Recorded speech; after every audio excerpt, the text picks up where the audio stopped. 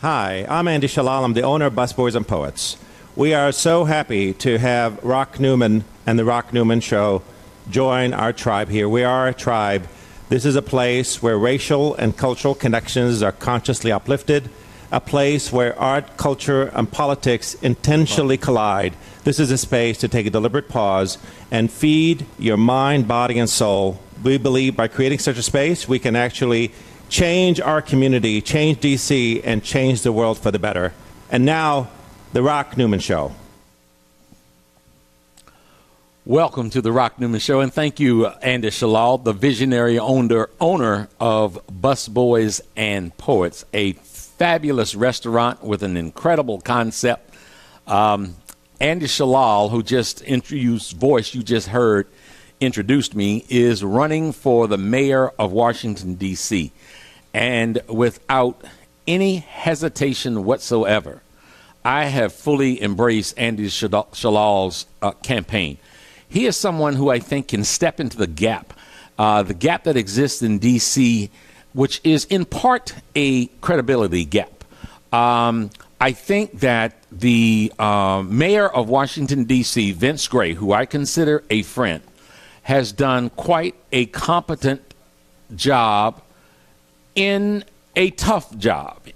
However, I believe that it is time for new leadership for Washington, D.C., leadership that has a vision that truly will be totally inclusive, that will give everyone an opportunity to be lifted up in this land of plenty. Andy Shalal is that person. He is the gentleman who established this concept, this restaurant empire, little mini empire called Busboys and Poets. And it has emerged into an empire because everyone who walks through these doors here at Busboys and Poets feel as if they belong, feel as very, very comfortable. And is that sort of that mindset, that concept that Andy has to bring all of Washington, D.C. together. I want to, in the first show that I'm doing in 2014, because I'm very much concerned about the direction of this city. I'm very much concerned about who might be the person that is best able to level the playing field for all that's playing on that playing field. Not just some in the more wealthy wards, but everybody in the city having an opportunity to better and to improve themselves. I've listened to the programs. I've listened to the policies that Andy has put forth. And frankly speaking, all of the most of the individuals that are running in the race, I've had here in this studio. I've interviewed them. I've had one form of friendship or the other with them over time. So there's no axe to grind here. There are no real stones to throw against anyone. I've been involved in Washington, D.C. politics now 20 plus years, very intricately involved from time to time. And the way that I have always made the choice is who I thought at the time might best represent the city. And at this time, I am 100% convinced that Andy Shalal is that person. And I'll tell you something, as the chairperson of his campaign, I would like to urge, encourage, and support you to take a look at him, to listen to him, and I think you would come to the same conclusion. Andy Shalal would be a great leader for Washington, D.C., starting coming up on this election, April the 1st. It's a short period of time. But I honestly, candidly, forthrightly believe that Andy Shalal, the owner of Busboys and Poets, would be the person to lead this city for the next 4 years. So with that being said, I'm going to take a short break while we welcome our first guest on the Rock Newman Show today, January the 11th, 2014. We'll be back in just a moment with a really great show for all of you. Thank you.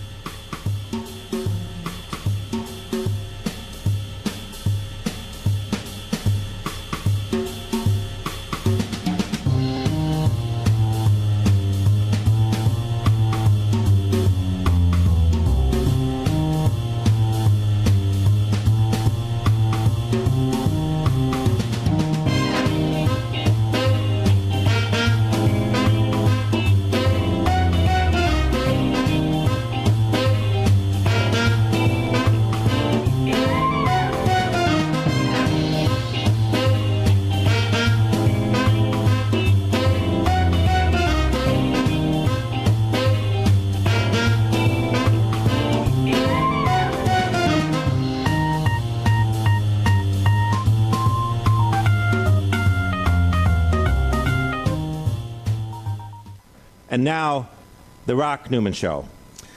Folks, thanks for holding on and welcome back. I'm going to give you a suggestion, and that is if you want to do your friends and family a favor, tell them to tune in to the Rock Newman Show at rocknewmanshow.com because we've got a great one for you today. Today is Saturday, January the 11th. It is our first broadcast from the Langston Hughes Room at Busboys and Poets at 14th and V Street, Northwest Washington, D.C. In addition to some great guests and great conversation, there is great food to be had here. So come on down. We're going to be here from 9 to noon. Come on down, feed your spirit, feed your soul, and feed your belly. A whole bunch of good stuff. In the first hour, my guest here is Phaedra Parks from the Real Housewives of Atlanta. In the second hour will be Ethelbert Miller, poet, teacher, author, just an incredible individual that you're going to get to know here today. Much for us to talk about, which will include the death just recently of Amira Baraka. And much that we'll talk about with Ethelbert Miller. And then Dr. Melanie Maclin, the hair and skin specialist, advisor to several movies, will talk all things about skin care, health care, and all important elements that you need to be aware of. So we've got a great show for you today. Phaedra Parks. Oh, it's so good to be here. The Southern Belle. Welcome. Thank you for having me. Great to make your acquaintance. Welcome to Washington, D.C. Oh, man, Washington. I didn't know how many beautiful people were here. It's fabulous. We saw your tweet that you were just feeling that all the beautiful ladies here in Washington, D.C. Mm-hmm. So much to talk about in so little time. Let's start here. Mm-hmm. You are an attorney. That is correct. 15 years. And you just recently did some work where you got your mortician's license, or you are working on that? Well, no. I just finished all of my course requirements. I've graduated, but I actually march in May. So I graduated the first, not officially walked, but finished all my requirements in December. Right. And so as someone, let me just share. Mm-hmm, go on and share. I'm not somebody that watches the program, that watches the show all of the time. But I have a whole lot of friends who do. Mm-hmm. And they've been telling me about your many jobs, the entrepreneur that you have. So the first question is it any Jamaican in your background? You know what? That's what I said. I think I'm a blend of a little Mexican, Jamaican. But this is the thing. I think when opportunity presents itself, you have to be prepared. And I think when those two things collide, there's success. And so right now, I have the opportunity to do a lot of things that I want to do. I have the energy to do it, and I have the drive. And so while I have this energy and drive, I'm going to do it. You know, the basketball coach that was at Howard University when I was a freshman there in 1970, I don't know where this saying came from or who originated it, but he said luck is preparation meeting opportunity. I think you just defined it in another way. That's right. Okay. So now, you went to mortician school. Mm-hmm. Full time. Okay. Why? Yeah. Because I love the dead. I do. You know, that's a rumor. And now you just confirmed it. I do. Tell me about this love for the dead. Well, unfortunately, I had a lot of very devastating experiences with death. That started about 6 years ago. My best friend died, in a home invasion where she was murdered down in New Orleans. And right after that, one of my best friends and next door neighbors committed suicide. Right after that, my law partner died from an illness that just overtook his body very rapidly. I'm going to keep on interviewing you, but I ain't going to try to be your friend. I know that's right, honey. It didn't come with good luck a few years ago. And so, I just experienced those losses so quickly. And, I just felt like I had never known. I didn't know that grief could be so devastating. And so on all of, my close friends, I helped with the funeral, helped with the programs, worked on the makeup.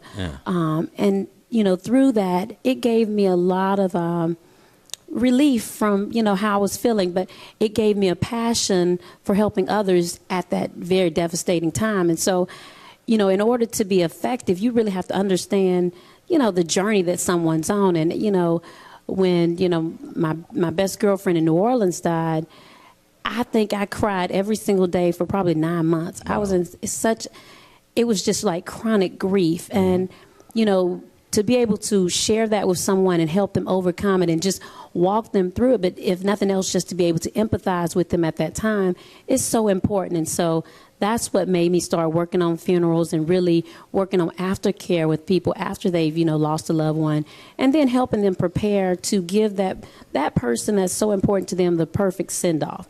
Because I'm really over the top fabulous, and so a fabulous funeral by Phaedra will put your loved one in the right place in heaven, honey.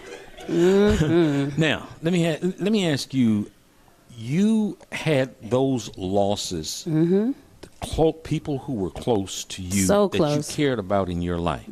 Here's something that I've experienced in losing those that are close in my life, dealing with morticians and funeral directors. And I don't want to sort of stay on this too long, but well, you can touch on it. It's fascinating to hear you describe what inspired you. I've been angry when I've seen morticians appeal to people's grief, appeal to become greedy, and to encourage people who they knew did not have the means to get that bronze casket or that gold colored casket, and on and on and on. I've seen that, and people, that's one of the most vulnerable times in a person's life. So most definitely, did you see some of that, and you want to bring something else to it, or was that one of the factors? Well, that is, but it really isn't, because you can't get blood from a cabbage, and I recognize that. So it's great to get a good policy in, but I'm also a certified cremation expert as well. So in my practice, I will have a crematory, which will give you an affordable experience with Phaedra. Should you not be able to afford that casket. So should you not be able to afford a fabulous one? Exactly. But, everything I do is going to be fabulous, but I can make it effective for your pocketbook. But, at the end of the day, I'm not really in it to make money, because I'm passionate about it. And I always tell people, when you're passionate about something, the money will come. Yeah, it's a byproduct. If you love what you do, you'll make money at it. That's right. So I'm not, I think it's sort of a ministry. So I'm not doing it to make money, because, I've got plenty coins. So I'm just doing it to go ahead and, bless other people with the things that I've learned with my experiences with death. Okay. All right, let's switch up. I was excited about having you on. Ooh. You're somebody that, it won't be long before you'll have 1 million Twitter followers. You're on your way. We see that you're emerging as a star and a serious star and personality. A lot of folks hit me up on Facebook, hit me up on Twitter, and because I put out, hey, and bang, I retweeted it. Bingo. Phaedra is going to be on the Rock Newman Show. What would you like to ask her? And there's a whole lot of stuff, and I'll do some of that. Here's what I'd like for you to hit first, what might be the difficult one. Okay. Those that say, oh, those reality shows with those women just demean other women and demean African Americans and on and on and like popcorn. I've heard it all. Okay, respond to that. Well, I mean, what people have to realize is reality show, all television, is entertainment first.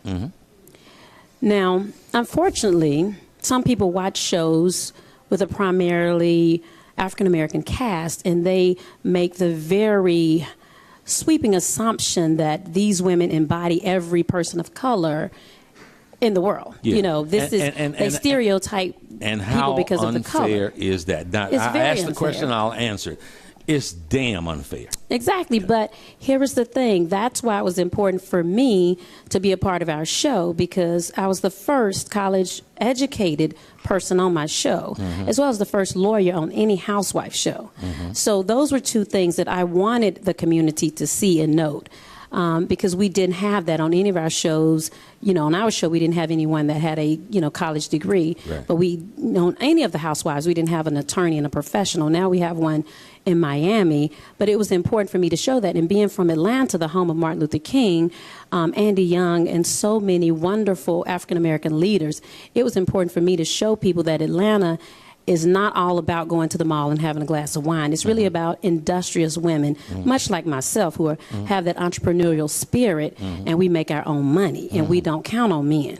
We count on ourselves. Hello, and you count your money. Yes, we count out. Okay, now, bank. So you Deposits. you just articulated, the value of having an educated, That's right, successful, intelligent businesswoman. Okay. Now, someone told me I did not see this for myself, but I had heard that one of the cast members, Portia, you mentioned Martin Luther King, and you mentioned Atlanta and all of the greats from there, and that someone who was so deep in the struggle, Hosea Williams, Portia, his granddaughter, that's what they say. Granddaughter was somewhere, and there was a tour being given, and somebody talked about the Underground Railroad, and she said something like, "Do you mean to tell me a train ran underground here?" We did have that. That did happen on the show a few weeks ago. We went to Savannah, and in actuality, in researching her grandfather, he was actually a chemist in Savannah. So she didn't tell it to me, but I just did a little research myself, and found that out. And he was a very, very articulate, very intelligent, and very he was well-educated strong man. Strong exactly, man. Very in the strong. Yeah. But Portia was struggling with her Black history on that day. I would say so. She was struggling. I would say. Now, how did you react to that? Well, I was trying to assist her, but my help wasn't being noted. So I just moved right along, and I just you try to give a helping hand. If they don't grab, you have to just wait till they're ready to reach out for it. But Portia's a very sweet girl. She's very beautiful, and she's a pretty girl. Okay, all right. Now, these shows are about so many things. Part of it is about relationships. And I just heard something this morning that I didn't like. And it was someone who you dated at one point coming back and sort of demeaning the relationship that you guys had. Well, yes, that occurred on last week. And I said, you know what, that wasn't a manly thing to do. It surely was. I was kind of tired. Yeah, I was wondering if he was wearing panties or pants that day. Yeah, okay. But, sometimes men wear panties in Atlanta in particular, and pumps, and lip gloss. Okay. And wigs, and all the other accoutrements that ladies love to enjoy. However, this is a man who I grew up with, and, we've known each other forever. And this is, something from 17 years ago. Right. So I consider that to be much like ancient history. But, when people want to get on TV, they'll do anything. And so I said, if I have to be the sacrificial lamb, Candy and I, for you to get a job so that you can revive your, unfortunately, buried career, then just give us our 20% on management, honey, and we can move right on. Was it buried like 6 feet, that career? He is an NFL player, and he's retired, or they retired him, and unfortunately he hasn't been on a dance-off. He's not Hines Ward or, Warren Sapp or any of those greats. So, he needs the energy behind him. And, of course, Candy and I, we've become very successful. Right. And, sometimes people feel a need to step on others so that they can advance themselves. But everybody knows that's not how you do it. Fascinating person you're talking about. You guys have advanced yourselves. Sort of someone that just blew up, Nene Leakes. Yes. You've been up close and personal. Tell us about Nene Leakes. What do you want to know? Just, I'd like for you to sort of, your observations of her. A lot of people, here's, when you're in the eye of the storm, people oftentimes treat you almost as a cartoon, as a caricature, but everybody is a real person. Exactly. So who's the real Nene Leakes? Well, let me not say that. We're from the same hometown. When I was in the 8th grade, she was in the 12th grade, and she's, so there is some age difference there. But, we're from a small town, but, I've seen her as a young person, and Nene was always very outspoken. She was always a ball of joy and fun, and that very comical person. And, I have just seen her really blossom. And, just to see her go from reality TV to the new normal to Glee, it's inspirational to anyone who's in reality TV, because she has really used the platform successfully to, obviously get other jobs and to translate it into other revenue streams. And so I'm very proud of her. We've had our differences in the past, but at the end of the day, she's a black woman, I'm a black woman, and when I see her move forward and open the doors for, people on our show, I can't hate. I'm very happy for her. I mean, she's definitely got a mind of her own. She's can be stubborn. She gets mad and she raises a lot of hell sometimes. But, she's a sweet person. And she's there's a tender side to everyone. So I'm really proud of Nene. I'm very happy for her success. I mean, I'm glad she's followed her dreams, because she always said that she was going to be famous. She always said that her name would be in lights, and so she spoke her own destiny, and it came to pass. So I can't be mad at that. Well, tell me, in your words, what's the message of the Housewives of Atlanta? Foolishness is fun. I mean, at the end of the day, it's about a group of women with very strong personalities who bicker a lot. It's like a telenova, it's like a soap opera with just regular people. We're going to go to break, and when we come back, I'm going to ask you what was drawn. We're going to want to talk about, hold that book up, Southern Belle. We want to talk about your book, Southern Belle, and a whole lot more stuff with Phaedra Parks from the Housewives of Atlanta on the Rock Newman Show.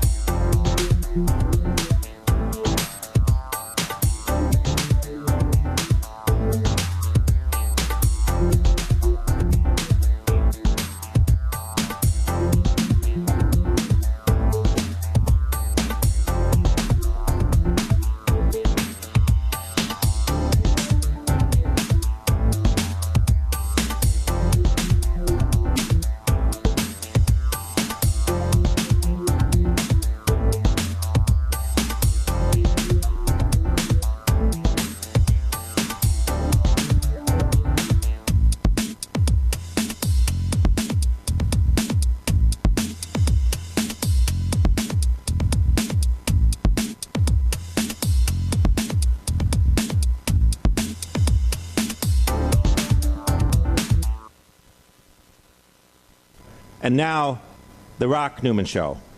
Welcome back, folks. Today's Saturday, January the 11th, 2014. My guest in studio, Phaedra Parks from the Housewives of Atlanta. We've got coming up the incomparable E. Ethelbert Miller, poet, teacher, author. Much to talk about in the 10 o'clock hour. And then in the 11 o'clock hour, 11 to noon, Dr. Melanie Maclin, hair and skin specialist dermatologist, to talk all things about hair care and skin care.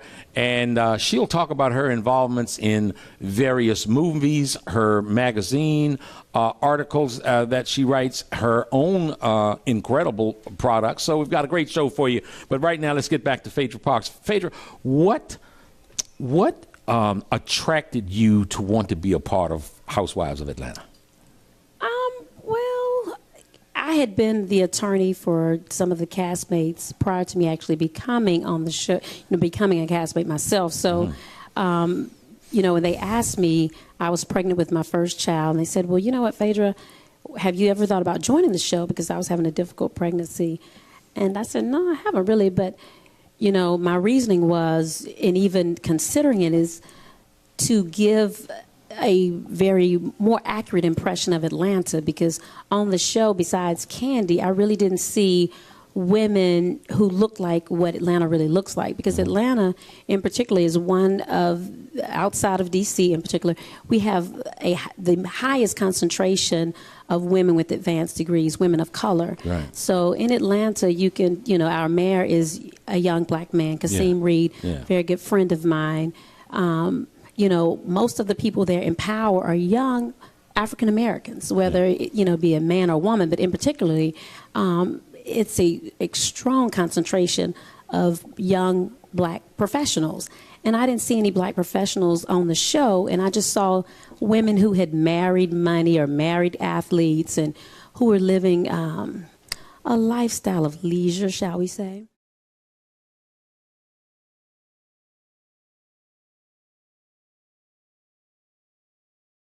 Fortunately, the truth of it is if anyone looks into their family background, most people have someone that has been arrested or been in prison in their family. So for me to say I'm not going to marry someone because they have something in their past, that would really limit my pool as a black woman, to be very honest with you. But outside of that, I say this all the time. Every saint has a past and every sinner has a future. So I cannot damn someone for a mistake that they made. Everyone is going to do something that they regret. When my husband obviously had his misfortune, he was 19 years old. As a teenager, we often make decisions that we will regret. Unfortunately, his put him in prison. And, I've got, theories about, I don't think he should have went. But at the end of the day, he did. And I can't change that. Right. And, I make no excuses for it. He went to prison. He did his time. He's out. He hasn't had any issues since.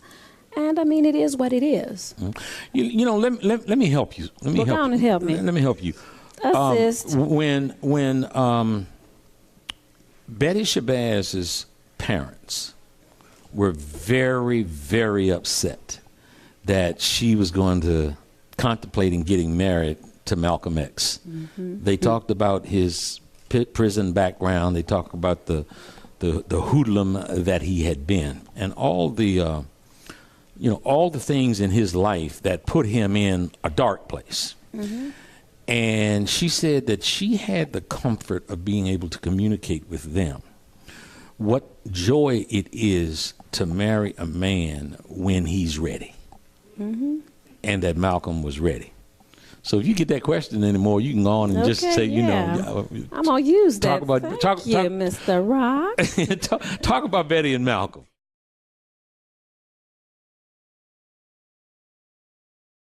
She knows she's smart, she's classy, she's unflappable, she don't ever lose her cool, and she knows how to make money. All right, now she's speaking on it. That's what she said. What a compliment! Yeah. Gosh, I really did want to share that because thank you. I'm aware that what you guys do not the easiest thing in the world. It's and you not. open whenever you come into the public eye like that, you open yourself up to all kinds of criticism. And scrutiny. Fair scrutiny, criticism, fair and unfair. Exactly. So I just thought I'd share Wow, that little tidbit, because she'd Wow. cuss me out if I didn't, because I told her I was going to. Well, oh So that's my. another reason. Where are you? So you have you graduate. You walk in May. I walk in May. Thank you, Jesus. Yes. Now, tell me about your vision for that business. Hey, well, I want a boutique firm. I'm not trying to do volume. I'm trying to really, like I spoke about earlier, really touch people's lives at a very important moment in their life when they're losing someone. And so I'm not really, volume is great, but I want to do great work. I really want to help the community. I mean, and, people have seen me working in funerals for over, now 6 years. And people think I've made money at it. I've never made a dime, never took a penny from any family that I've worked for. I've probably paid for more funerals than most people that I know, because I've often donated funerals to people who have not been able to pay for it, and not, able to afford what they have wanted for their loved ones, especially in tragic situations involving children or, police officers and things of that nature. So I have a very philanthropic spirit when it comes to giving back at that time, because I just know how important it is for, people to have that closure. So I definitely want, a nice, beautiful place where people walk in and it's warm and it's loving, because, a lot of times people say, oh gosh, the funeral home's spooky. Yes. I walked in and they weren't welcoming, or I felt, the mortician had cold hands and all this, you hear all these crazy stereotypes. So when people walk into my establishment, I want them to have a feeling of coming home. I want it to be very welcoming. I want it to be a place of peace. It's definitely some sorrow obviously involved with losing people, but I want it to embody just joy to a certain extent. I want people to know that, it's really not about the money. Of course, I ain't going to do it all for free now. I ain't a fool now. If you don't make dollars, it don't make sense a whole lot of times. Exactly. Right. But, I want people to come there knowing that they can trust me with their services. I want to have a crematory, and knowing that what I promise you is what I will deliver plus more. So if I say I'm going to give you 80%, I'm going to give you 120, because I'm always going to do more than enough, because I think customer service is a lost art. And right now, anytime you have a loss, that customer service is what makes you go from feeling like, wow, this is the worst situation, versus, I can feel at peace with what's going on here. So I want to be that liaison between weird, awkward funeral guy and, home cooked Southern Belle. Sure. Let me tell my production team here that we're going to go straight through. We're going to go straight through to 9:56. We're going to go right up to, because this is a very interesting sister here. Okay. So now I also like pets too. I started cremating and doing full burials for pets, embalming and all. And so I love pets, because, for people who are, don't have children, pets sometimes become like children. So I want to obviously provide services for pets as well. Do you have a pet? I don't. I'm afraid of dogs. Really? But if they're dead, I'm not afraid of them. Because they won't bite then. Well, I was bitten badly at 13, and I had a phobia. I was afraid of and did not like, and was very, in private and in public, talked about my disdain for them. And on September the 15th, my wife and I got a little Havanese, and then lost our mind. Both of us we shot out, gone all the way. That's the focus. That's the priority. And it's like ain't nothing else more important. That little baby has become our world. So, from somebody who had those feelings that you have, I'm going to tell you, it's an evolving story for me. And I'm still trying to grasp it. I'm doing a little writing, in terms of sort of the depth of feeling that I find myself having for this little creature that is, you know, sort of very much dependent on us. So stay tuned. I might be holding up a book one day about me and Monty. That's a cute name. That's the baby's little name. So you've got the vision for the mortuary and all the good, great, wonderful things about that. What else is Phaedra going to be doing? What can we expect? And before we wrap up, we got another 5 minutes or so. I'm going to want to see if I can get you to maybe tease us a little bit about what we might see, those of us who were going to watch Housewives of Atlanta coming up. But first, tell me about, you know, where you said, you know, you've been a lawyer. So obviously you've been an agent of sorts representing people. You said you've done some production. You're now on the show. You're a reality star during the mortuary. What's in the future? Well, you know, right now I'm sort of enjoying not being so busy. I have a 7-month-old baby. And so, you know, I went to school full time, took exams 2 weeks after I delivered my last baby. So I am like really a workaholic. And you know, where did that come from?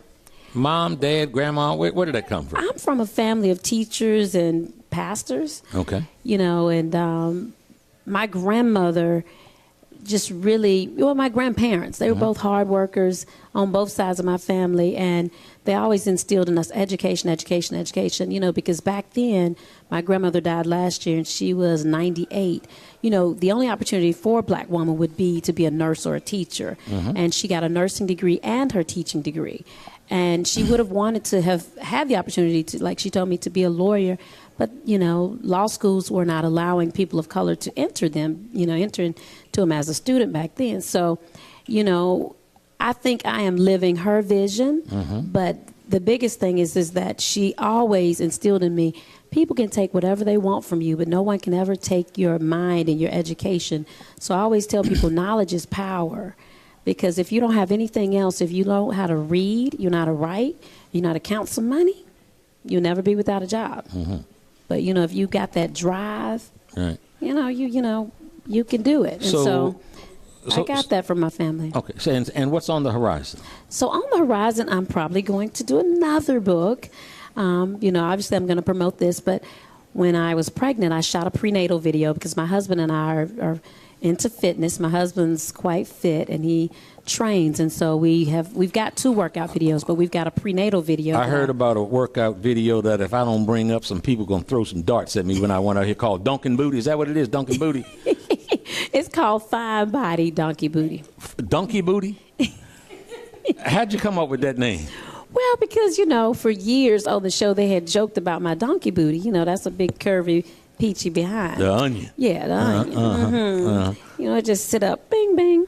But, you know, people had, you know, it's like, how did you get that thing? So my husband and I work out together quite often. And so we decided to do a workout video. We did volume 1, which was focused on the lower body, the donkey booty, the thighs, the calves. And we did a volume 2, which was a total body workout. And 2 days before I delivered my last baby, I did a prenatal workout video for expectant moms. And so that'll be coming out soon. I'm just in the editing. I swear to God, I wish these cameras were set up so I could ask you to give us an example of some exercises for that Dunkin' Booty. But we ain't set up for that. So my prenatal workout video will be out probably within the next 30 days.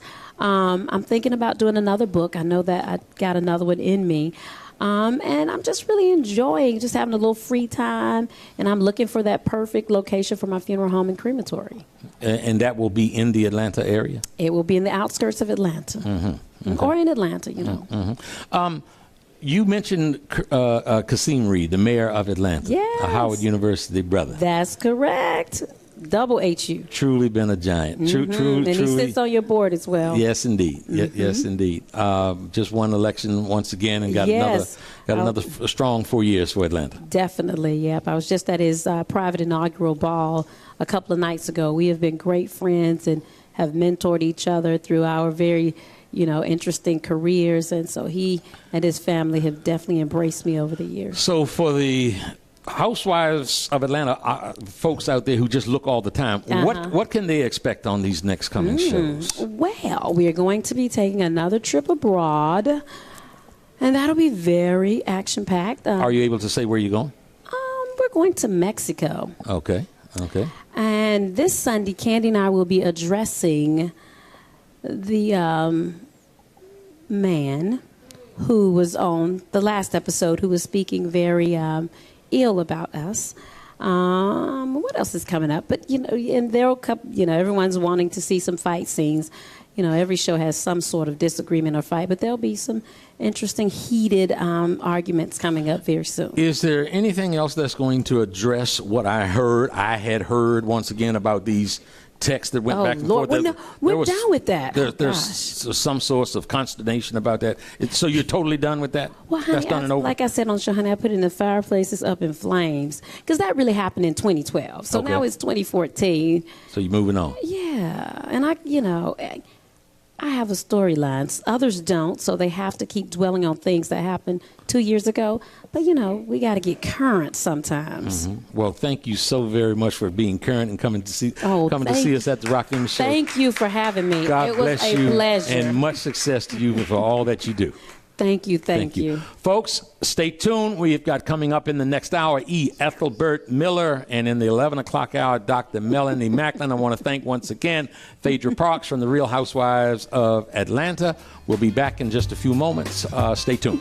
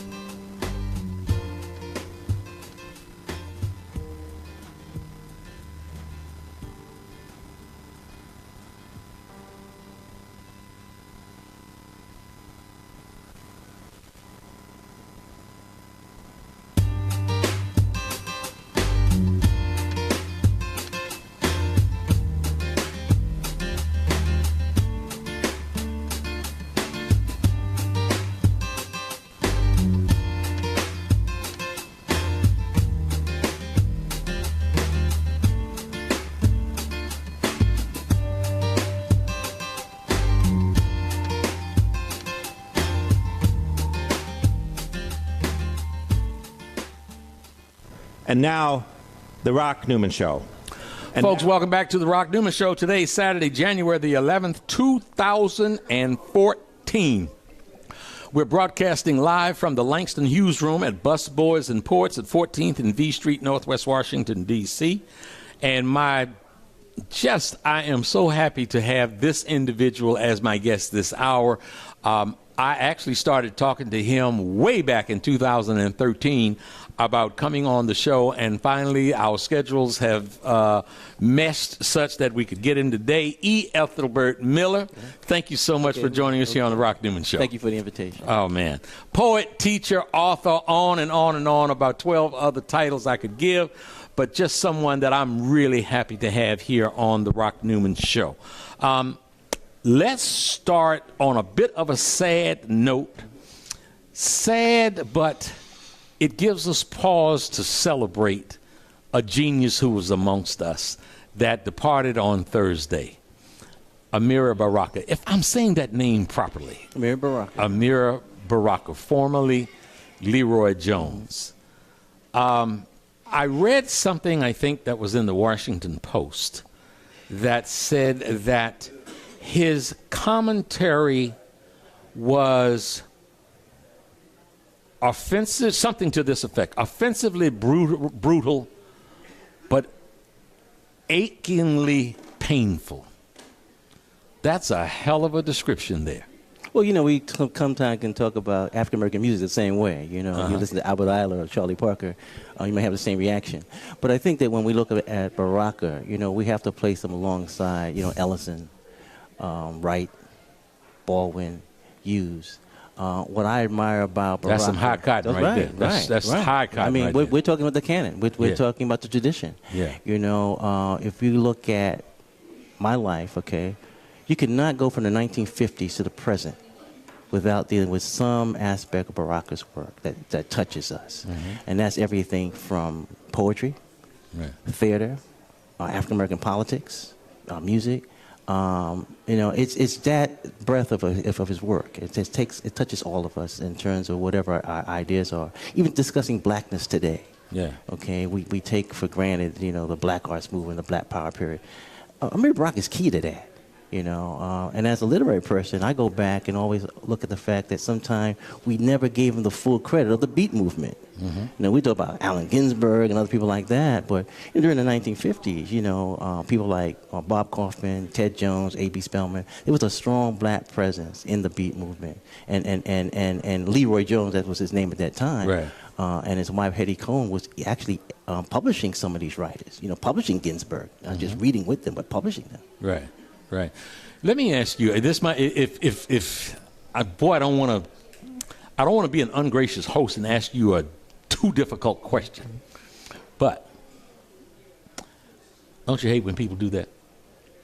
Well, I expect that. You know, being a literary activist, you know, I go back and look at how, for example, when Gwendolyn Brooks died, we reduced it to We Real Cool. Yeah. You know, we reduce people to, like, you know, one composition. Yeah. Or for example, we talk about Malcolm X. Yeah. But we don't talk about El Hajj Malik Shabazz. Yeah. You know. So what I didn't want to do was to put you on the spot too much, and if I do, we can move right on past it.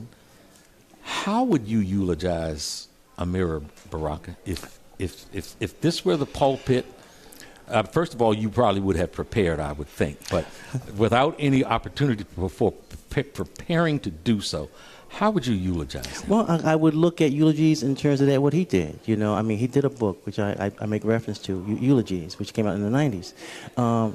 When you look at when Baraka did a eulogy, and just take Larry Neal, he put that particular individual in a certain context. So if, for example, you ask me to look at Amiri Baraka, okay, I would begin in terms of the personal impact first. Okay, I'm in Howard University, just like you were. Okay, I'm in Cook Hall Dormitory, and I come across Black Fire, a key anthology that he edited with Larry Neal. So I begin there. Okay, then because I become interested in poetry, I now move into Black Magic poetry. Okay, now because I want to find out more about him, I'm reading The Dutchman. Okay, I'm reading. Can we stop there? Right. Can we stop with The Dutchman?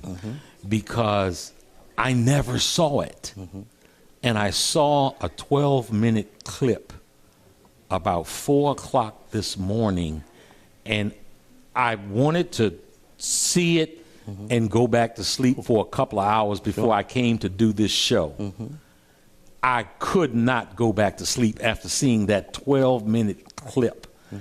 Talk to us about the making. Talk to us about the impact of the Dutchman. The Dutchman is what really projected, Leroy Jones at that time into becoming a major figure, especially in terms of theater. I think if you look at what was happening in terms of black presence in the theater, you have Lorraine Hansberry, raising the sun, and now you have this young Leroy Jones, who even Shock Langston used at that time. Right. If you look at how we... You said Shocked Langston used at that time. Right. If you looked at that Dutchman in terms of issues of race, black men, black women, all in there, just two actors. Yeah. Just look at the dialogue. Okay, Yeah. See, now you saw the production. Yeah. Okay, I always tell people see plays, but then also read plays if you want to admire the craftsmanship of the playwright. Yeah. In this case, when you look at what Leroy Jones at that time was doing, it's fascinating. And it still holds up. I think that when you produce quality novels or quality plays, look at how they hold up over the span of history. So, for example, we know how great August Wilson was. Right. Those plays are timeless. Right. And when we look at, getting back to the whole thing of eulogizing Baraka, we begin with, the Dutchman and the anthology, and then we move into what we saw at the anniversary of 50 years, Blues People.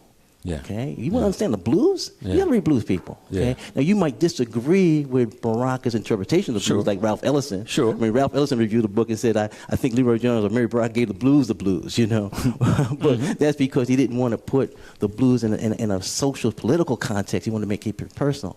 So, but here is Baraka giving a key book. Now, what also makes his life very important is he just doesn't pop up and change from Leroy Jones or Mary Baraka. He's affected by the Cuban Revolution. Yeah. So if you want to understand the impact of Cuba on him, then you read his collection of essays, Home. Yeah. Okay? Right. And you see the transformation of how he's radicalized in Cuba, and then he comes back to the States, and he begins to see Malcolm X in a different perspective.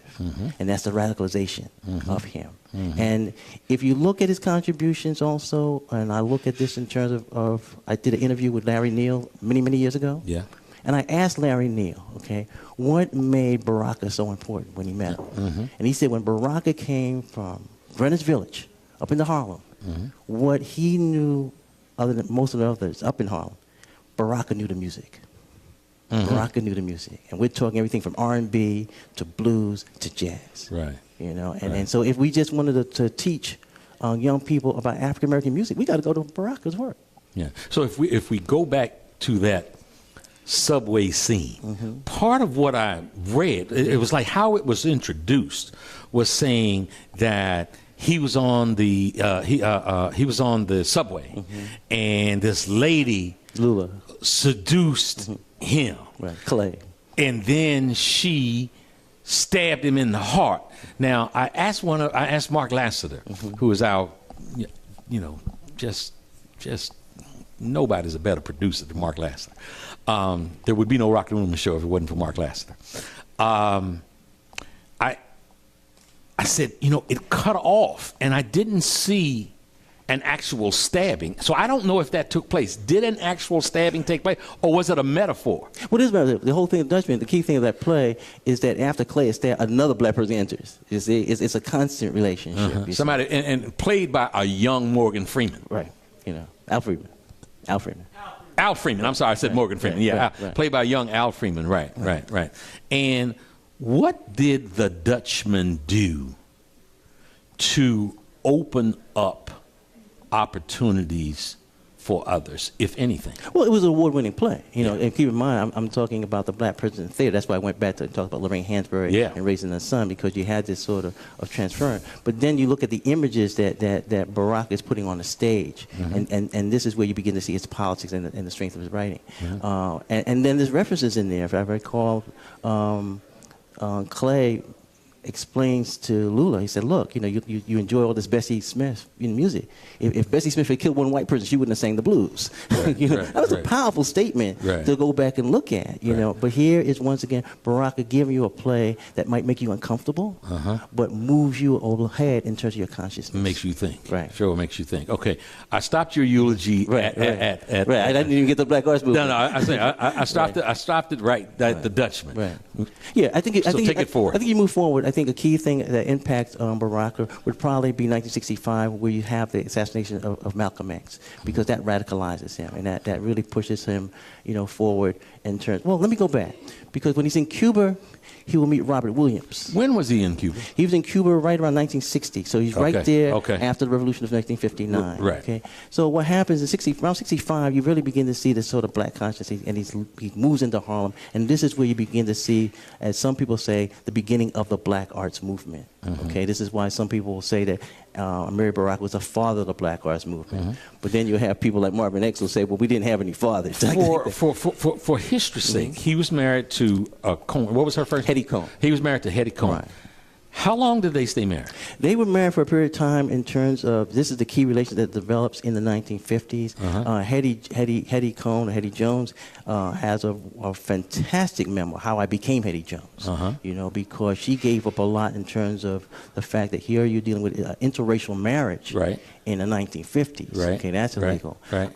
Also, when we talk about Baraka, we have to talk about his family. Out of that union would give us two wonderful writers, Lisa Jones and Kelly Jones.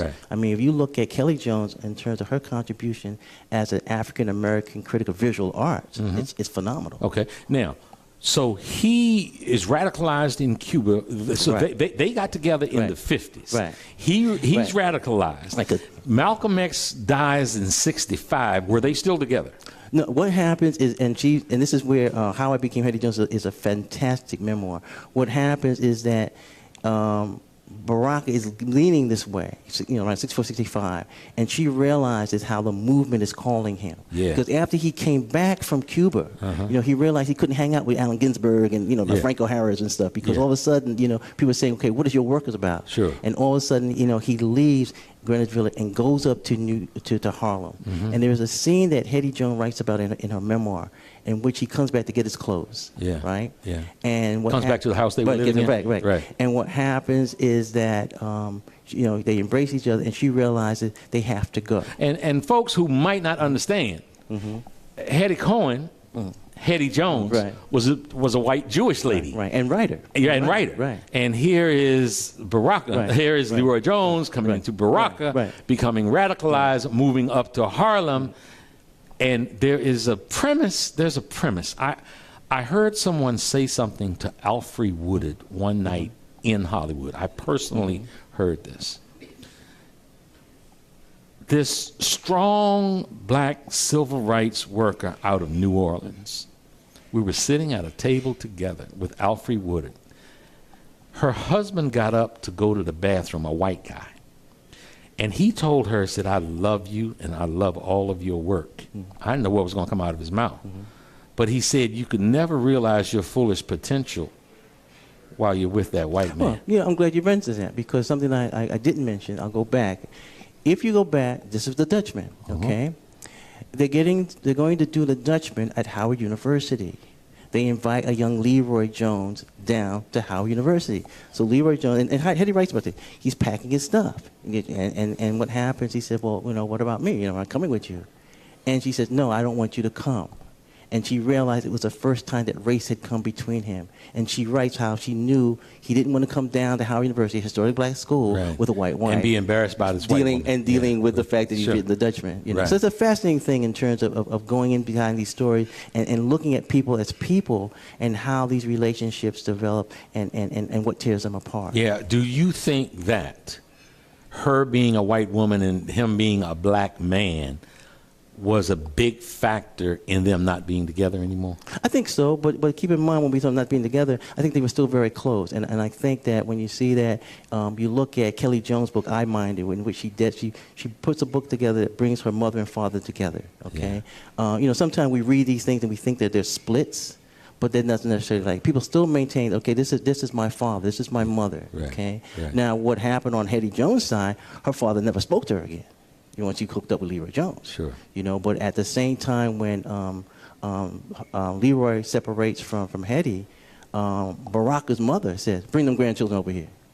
Bring them grandchildren over here. You know, and then you still saw that the Hetty Jones family was still loved by Baraka's family. Mm-hmm. You know, I wonder how much that relationship, what effect, if any, it might have had on, what prompting it might have had in making of Guess Who's Coming to Dinner. Well, it would have an impact on a lot of people's work in terms, I think, if we analyze, you know, keeping focused on Baraka, when we see a lot of the tensions, you know, between black and white in some of his early plays and stuff, a lot of that is coming out of his personal life, I would say. Sure. Okay, and I was fortunate here in Washington to be around Professor Ted Hudson, who wrote the first book on Leroy Jones or Mary Baraka. Sure. And so, you know, many people were looking at, you know, these works that he was creating and say, okay, some of this is political, but some of this is also personal, you're saying. And so we have to begin to look at that in perspective. And also, in terms of Baraka, just getting back to the eulogy, you have to make sure that we see the person in transition. So the same way we're talking about, you know, the late 60s, continuing on the eulogy, I would say this, as we get into the late 60s, then we look at the Black Arts Movement, okay? And this goes back to this book. Even though we give credit and say, oh, Baraka, you know, and others might have been, you know, the key person, people starting the Black Arts Movement, it is at Jimmy Baldwin's funeral in the late 80s where Baraka gives the eulogy. And this is Baraka. Yeah. And he says, the Black Arts Movement started with Jimmy Baldwin and his play Blues for Mr. Charlie. Yeah. Okay? And so this is amazing because here you begin to see Baldwin in another way. Okay? You know, even Malcolm X talks about Baldwin in a certain way. And Baraka, you know, and maybe I should also say, as I mentioned about Lorraine Hansberry, I should also mention that, you know, at the same time he's doing the Dutchman, Baldwin also has a key place in terms of African American theater with Amen Corn and other productions, Blues for Mr. Charlie. So you can see those plays changing, you know, Baraka's thinking. I hear the music in my ear telling us to go to a break. We're not going to do it. We're going to stay right here. We're not going to do it. We're going to stay right here. I've got a question. And I'm only up to 1965. I mean, you are only up to 1965. We've got an hour to talk about 12 hours worth of stuff. Ethelbert, I've been trying to get you for a long time. So now, the first book I ever read of any real substance from cover to cover was Claude Brown, Man, Child, in the Promised Land. Right. Now, that fits right all up in here what we're talking about right now. I mean, you know, there's a beautiful image of Claude Brown in On Color Us Black, that famous documentary that documents the Howard University student movement, you know, 67, 68. And they interview Claude Brown, and Claude Brown is walking around Howard's campus, and he says makes this statement. If Howard doesn't come around, you know, somebody should maybe burn it down to the ground and plant cotton. At least it has some economical value. Wow. That's a powerful statement. Yeah. You know? Yeah. And then when you talk about, you know, great books, the books that radicalize a generation, Man, Child, Promised Land did that. You see, Man, Child, Promised Land, you know, people went to put that in their pocket. I'm telling you, Man, Child, in the Promised Land had an immeasurable impact on me. I mean, it as a country boy growing up out in a little rural area, it just put me in touch with a life that I knew nothing of. And it just peeled back layers from my eyes and opened them up in a way to allow me to see things. That book had an immeasurable impact. And when you say that, okay, you could have a person who's Puerto Rican over here say, here's Perry Thomas, and Down These Mean Streets did the same thing for me as a Puerto Rican as Claude Brown, Man, Child, in the Promised Land. And I think this is very important in terms of there are key books in certain cultures that give you a sense of who you are. Right, right. You know, I just took my watch off here because in that book, he talks about the expert ability to be able to bump into somebody. That's what makes me think about it. I didn't take my watch off for that. But to be able to bump in somebody and to talk to them and say, yeah, how you doing? Right. And walk away with a, you know, expensive watch in their pocket. And I remember being at Howard University. Somebody took your watch. As a freshman. If I had not read that book, this watch that my mama gave me for my 19th birthday. Somebody would have had it, but when he bumped into me, I immediately. Well, you know, see what happens, Brian. If you had read those little announcements that they put in your little freshman brochure thing, always walk in groups of 5 and 6. I wasn't paying much attention to that. I wasn't paying much attention to that. So we're right in here now. We're right in. We're right in that 65 area, and I just had to bring Claude Brown up there. Now Malcolm is dead. February 22nd, I think. Yeah, February 65. February 22nd, 65. And what happens, you begin to see, you know, in fact, after that, the assassination of Malcolm, later in August 65, we have the watch riots. Yep. Okay? And what the watch riots will do, it will change the vocabulary of America, because everybody would ask, what happened in Watts? Why did Watts explode? And the response was that Watts was either a revolt, a rebellion, or a revolution. Okay, and out of that watch riot would also come the Watch Writers Workshop, and out of the Watch Writers Workshop you get your Jane Cortez, you get your Stanley Crouches, you get your Quincy Troop, and PBS would do a documentary on the Watch Writers Workshop, and that would have an impact on black artists around the country. So you see some key things happening. Okay, right. And then what happened? We know when we look at the East and West Coast, the rise of black consciousness. You know, you have Karanga.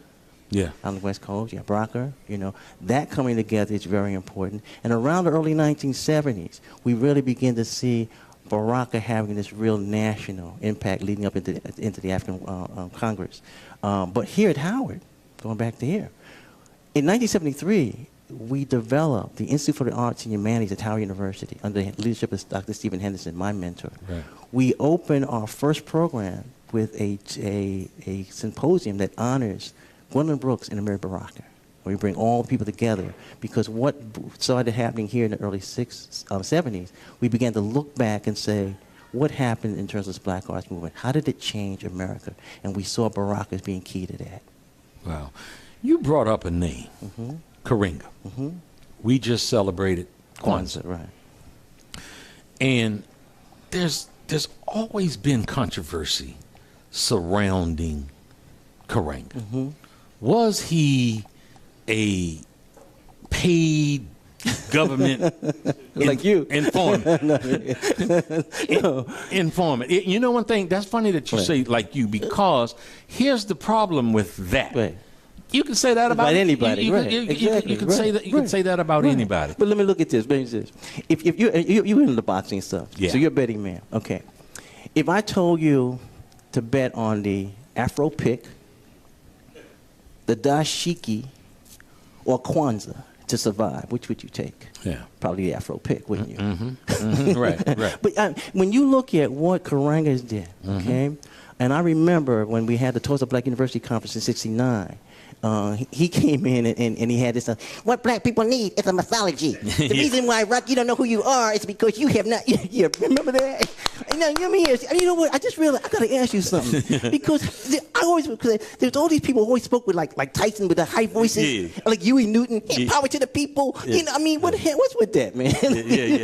You know, but what happened is that, you know, we got to look at, Karanga did something that you'd have to put next to Elijah Muhammad and Master Fard selling silk in Detroit. What happened is to take and realize that black people need a mythology. Yeah. You see, now you got some Africans say, Kwanzaa, what are you talking about? You must have found that in the Middle Passage. Sure, right. But what happened, the intention is key, okay? And Karanga realized that if we were going to have any sort of revolution, and this was the term that was used back then, that the first battle was a battle over our minds, that we had to change it. And you look up, today Kwanzaa is bigger today than it was before. Now see me, I was a Christmas tree guy, smuggling my Christmas tree in so when my kids would grow up with Santa Claus. You look a little like Santa Claus. Yeah, hello. Hello. Ho, ho, ho. Ho, ho, ho. But anyway, on a serious note, what happened is that we saw that here was a change in the thinking of black people. After all, Santa Claus is a white man. Right. And keep in mind, and keep in mind this, look at how many people today are named after the principals of Kwanzaa, okay? And I was in Salt Lake City and thought I would never find somebody named Kukashakalia. But then somebody said, hey, brother, my name is Kukashakalia. And he was in Salt Lake City somewhere, you know what I mean? So to show you how, man, I mean, that you have to give Karanga that. You know, I mean, I mean, that is amazing to get black people, especially the black middle class. Yeah. I was having a conversation with someone who was attempting to convince me that he was a fraud. And part of the rationale was saying that, you know, I was there early. I was there early. Right. I was around early. And Kwanzaa reminds you of Hanukkah with the candles. No, not that. Not that. But that what he was doing is he was talking about, he had all these women. And he was talking about African culture, and that in African culture, you know, there was polygamy, right? And that was some of the some of the reason. And I said, and part of what I said is, you know, I wasn't really familiar and don't really have the context to be able to argue it. What I know though is that as an academician, what he has done and sort of. He's established something like you said that was established in '67, whenever it was, that is bigger today than before. Get credit where credit is due. I don't know about the rest of the stuff. Well, we also need a scholar to come in and maybe pull aside someone like Jimmy Garrett and introduce him about the whole polygamy thing. You know, you know, this is where I come as a literary activist. I'm always interviewing people. You know, and Jimmy Garrett is a name a lot of people don't mention. But if you go back and look at the Black Fire Anthology, look at a play that Jimmy Garrett has in there. You know, We Own the Night, which was a very controversial play because in that play. The key character is killing his mother because of the revolution. Some people say, we got some problems here, Jimmy Garrett. But Jimmy Garrett was just his views on men and women and the Center of Black Education that was here. I mean, when I came here as a young person, Jimmy Garrett was a brilliant individual in terms of black studies and things of that sort. But I do remember some of those ideas of polygamy and stuff coming out of that in terms of his thinking, too. And you can probably go and dig up some old Hakimata Booty Black Books Bulletin and his essays about polygamy. You see, people, what happened, we'll discuss these things today. Right. When you go back and document the stuff, some of the stuff sounds crazy. Yeah. But when you document it and look at it and say, well, how did this become this? You see, then it's very important to pass that information on to the next generation. So we're in the 60s now. Then I would bring this in terms of, I know you got a time. No. What I'm talking about is I still want to kind of complete the eulogy. Okay, yeah, and what I would do, I would move up to key. I would move to 1974 because now what you'll find is that you're going to see Amiri Baraka go from being a nationalist into becoming a Marxist-Leninist, okay? And if you want to talk about when the Black Arts Movement begins and ends, I usually end it around 1974 because it's at that particular point you see the split in terms of Baraka leaving some of the teachings that he had supported from the 60s in terms of issues of race and color and stuff like that, and moving into a Marxist analysis, okay? And some of that has to do with terms of what he began to see in the continent of Africa, you know, or even people like Walter Rodney, okay? Many people that you begin to see that show up at the Sixth Pan-African Conference in Tanzania, you look at that Congress of all these black people coming together, they are divided around ideology, okay? A key person who would have a tape recording speech that would be aired at the Sixth Pan-African Conference in Tanzania would be Sekou Touré. And in that speech, Sekou Touré will say this: blackness is just an accident of birth. That we are black. An accident of birth. That's right. The key thing is whether you are my comrade. And you know, as soon as you have that word comrade, you bring it in socialist and communist language. That's right. And what happened is they're saying, we want to know whether we agree in terms of what we need to do. We may all be black, you see, but are we in agreement on what we want to do? And Baraka began to see some of the contradictions of blackness in Newark politics. You see, so you know, right around 76, it's 74, 76 is a key period in terms of his development in career. I just saw something. I think somebody posted it on Facebook. I don't know who they attributed it to, but it said something like, "Being black is not defined by the color that you are. Being black is defined by who you are." Yeah. You know, I think this has a lot to do with those of us who are building, you know, black institutions. You know, you look up, and many black institutions today are not all black. They have a lot of white people involved in it, and the key thing is, are we in agreement with what we need to do to help black people? Yeah. Okay. So much more to talk about. We do now need to take a break. We're going to take a short one and come back with Ethelbert Miller and a whole lot more. Thanks for staying tuned.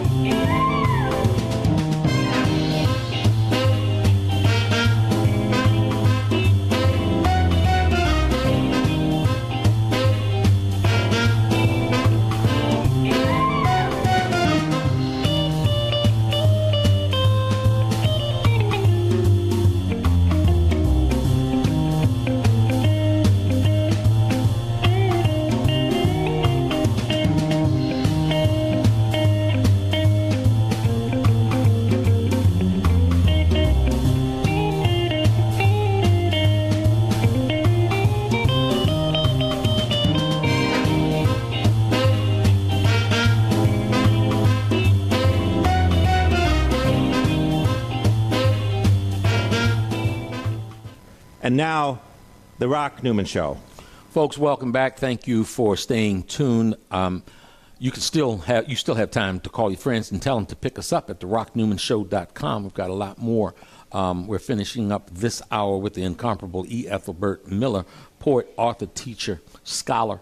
And in the 11 o'clock hour, from 11 to 12, Dr. Melanie Maclin, Dr. Mac, hair and skin specialist, dermatologist, will be here to share all things hair and skin and talk about the incredible projects that she has worked on, the movies she's been involved in, and her own products. Ethelbert, if I can come back to you for a second, if I don't kind of get this in right now, we're going to get to talking about something else, and I'm going to forget it, and we're going to run out of time. I've been accused of being over the top in my love and loyalty and admiration for Howard University. I describe Howard University as singularly the most important institution of higher learning in the world. You have done an awful, aside from being a student at Cook Hall and a student at Howard University, you've done a lot there through the years. How would you describe Howard University and its impact locally, nationally, and internationally? Well, first, it is international. You know, we have to look at that. It's a very important institution. You remember at one time, if you were African-American dentist, doctor, or lawyer, you came from Howard University. Howard has also been the backdrop to many important historical events. When you look internationally, you know, you're Eric Williams, you know, so many people of note come here, you know. I look at the fact that when I was a student, I walked across campus and I was influenced by Leon DeMoss. I was influenced by C.L.R. James. You know, these are people, Sterling Brown, these are people just associated with the institution. So, you know, when we look at Howard University, you know, it's very important that any student that's there, okay, understand the history. Any faculty member who's there understands the history. And what happened, we're challenged today in terms of what this institution needs to do. You just can't sit back and think that you're going to win the fourth quarter. If you don't have your legs under you, you know, which is your funding and stuff like that, you'll lose your place, you know. Howard has to realize that even with among African American institutions, you know, Spelman and Hampton sometimes get mentioned before Howard. Sure. You know, so what happens is that, you know, we have to reboot. You know, we've taken some hit in the media. I've seen a number of people come back to Howard in the last several months who really love the institution, and I think that says something. You know, that people could be doing something else. They could be retired. Right. But people say, wait a minute, this institution is hurting. It needs my help. You know, it's very, very important internationally. You know, and so you see a closing of the ranks right now. Yeah. You mentioned someone who I have a great deal of admiration for. I didn't necessarily know him when he was in the zenith of the struggle, but I got to know him later in his life. And one of the things that I've been most flattered by from a public figure was Stokely Carmichael. Kwame Ture wrote something in his book about me, which I had no idea he was going to do, and it was most flattering and complimentary. What do you say was Howard University's impact on Stokely Carmichael, Kwame Ture? I'll use myself. I mean, when I came to Howard University at 17, I came here. One of the books I packed was Black Power. You know, Stokely Carmichael, Charles Hamilton's book. You know, that was key. Stokely was a student at Howard University, you know, a philosophy student. You know, getting involved in you know, like many young people involved in SNCC. And that's another part of Howard's history. You know, look at the number of people who came out of Howard who was very much involved in SNCC and changed the South. You see, when you take somebody like Bernice Reagan, you know, Bernice Reagan has a history degree, PhD, you know, from Howard University. You know, she's not just one of the freedom singers. And so, you know, when you look at Stokely Carmichael, it's very key. And in the midst of what we were talking about Baraka, if I'm not mistaken, you know, Kwame Ture will arrive on Howard's campus in 1970. And he will give a key speech in Crampton Auditorium in which he says the highest stage of Black power is Pan-Africanism. And he will introduce that term back into our vocabulary. You know, so that is extremely important. And I would say this, in today, 2014, during the time of the internet, right, I'm surprised that we don't hear people more and more saying we're Pan-Africanists. Because I can pick up a phone right now and call someone in Sudan. You see? But the whole thing of the language, you know, we should be Pan-Africanists.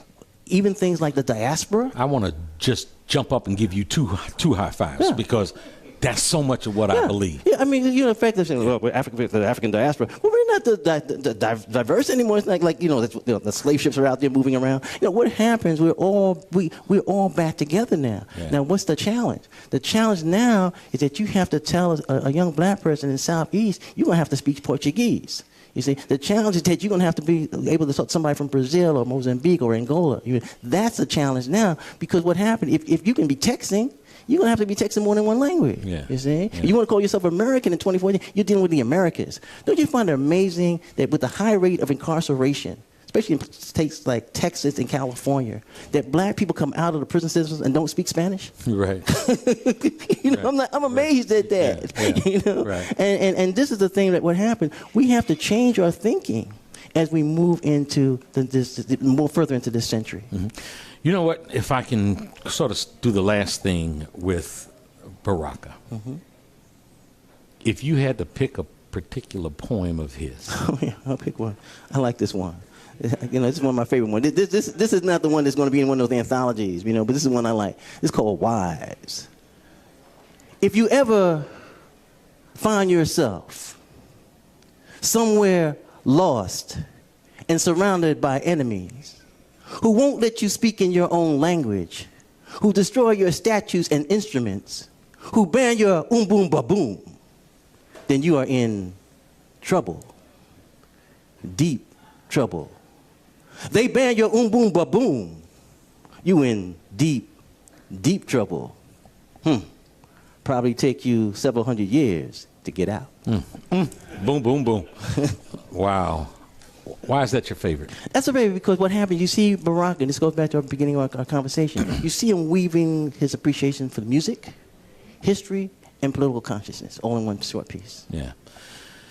You wrote a book. You've written books. You wrote a book, Fifth Inning. Right. Published by Busboys and Poets. Published by Busboys and Poets. You use the analogy of baseball, the example of baseball, in a very fascinating way. One of the fascinating figures, one of the figures that you're fascinated by, is a Japanese-born ball player, artist, by the name of Suzuki Ichiro. Ichiro Suzuki. Just simply known as Ichiro. Right. Why'd you choose him? Ichiro is amazing, you know, and many people look at him in terms of batting. Yeah. Okay, and keep in mind he's the first Japanese position player to really excel here in the United States, because there's always a bias in terms of, you know, whether they're big enough, you know, hit things of that sort. But his defense is even more amazing, you know, in terms of how many Golden Gloves this guy has won. Right. Okay, I mean, I you know, there are records that he's done that is amazing. But there was an interview that I read with Ichiro that took it to another level. Everybody, and this is when he was at the height of his career here in the United States. Okay, and he said there was another guy, it was another Japanese player. He said that this guy who he admired had reached a point where the ball stopped. How? Man, when I read that, oh my! When I read that, I said, I wonder if the translation is correct on this. Did I read this in Japanese? They said the ball stopped. Yeah. Now, when's the last time you saw that? Yeah. The Matrix. Yeah. You know. Yeah. You know. I mean, when you see the ball stop, you see, and you might recall, you know, a couple of years ago. I want to get into that. Yeah. You know, a couple of years ago, somebody was saying that, okay, could someone hit 400 like Ted Williams? It was the last person because of how things have changed in terms of the game of baseball. Right. And the first name that came up is that if anybody could do it, it would be Ichiro. Okay, and that's to hit 400 is unbelievable. Right. Especially in today's baseball game, not like how Ted Williams was playing. Right. Today's baseball games where you've got people that are throwing harder, that the breaking balls are breaking more. Night games. And night games. And you when they lose 2 miles an hour off of the 98-mile fastball, you got somebody else that's coming in and throwing 100 miles an hour. Getting back now, his defense. It's phenomenal. What do you attribute his defensive excellence? What do you attribute his excellence? You know what happened? We deal with media. There was a game a number of years ago against, I think, the Oakland A's. And what happens, a guy tried to go from first to third on Ichiro. And as the guy who announced it said, it was like a laser beam. You know, like you just put your glove there and it goes straight in there. What happened, every now, an athlete, whether it's baseball, basketball, football, there is a defining moment in their career. You say that they do something that you say, wow, did I see that? And this is why Monday Night Football was so key. Or the pocket passer, right? Okay, let's look at the pocket passer, right? Why do we hear the pocket passer? RG3, he's not a pocket passer. It dawned on me that I'm listening to Phil Simms call a football game. That's why there's a pocket passer. Now, Troy Aikman is a pocket passer. And I realized they're all pocket passers calling the game. So when someone like Breeze runs, he's not staying in the pocket anymore. He's running, right? You know, but the pocket passer, I said, where's this coming from? The people who are in the booth. They might as well say. Who are defining. They might as well say, if you're going to move off the field and come up into the booth, you're going to have to be a pocket passer. Okay, I have no problem with that. But let the brothers play. You know what I'm saying? You know, and so what happened? You can see right now, going back to people like Jane Kennedy. In fact, you're a sports guy. When are the women going to move from off the sidelines up into the booth where they can be warm, or Pam not having a bad hair day? You know, in the wind out there, coming to Green Bay game. You're a sister, and you're here. Come on, please. It shows a lack of sensitivity. You know, going back to Ichiro for a second. The science, his science and his positioning, because not the biggest guy in the world, not the fastest guy in the world, quick, and you don't touch his bats either. They're taking care. They're like instruments, like like a violin. Okay, what happens? His whole approach to the game is one in which is a high art form. Zen. Exactly. Zen. You know, like this might as well be a samurai sword. You know, and as someone who didn't just play baseball, but who worshipped playing baseball, it was life. Baseball was life to me.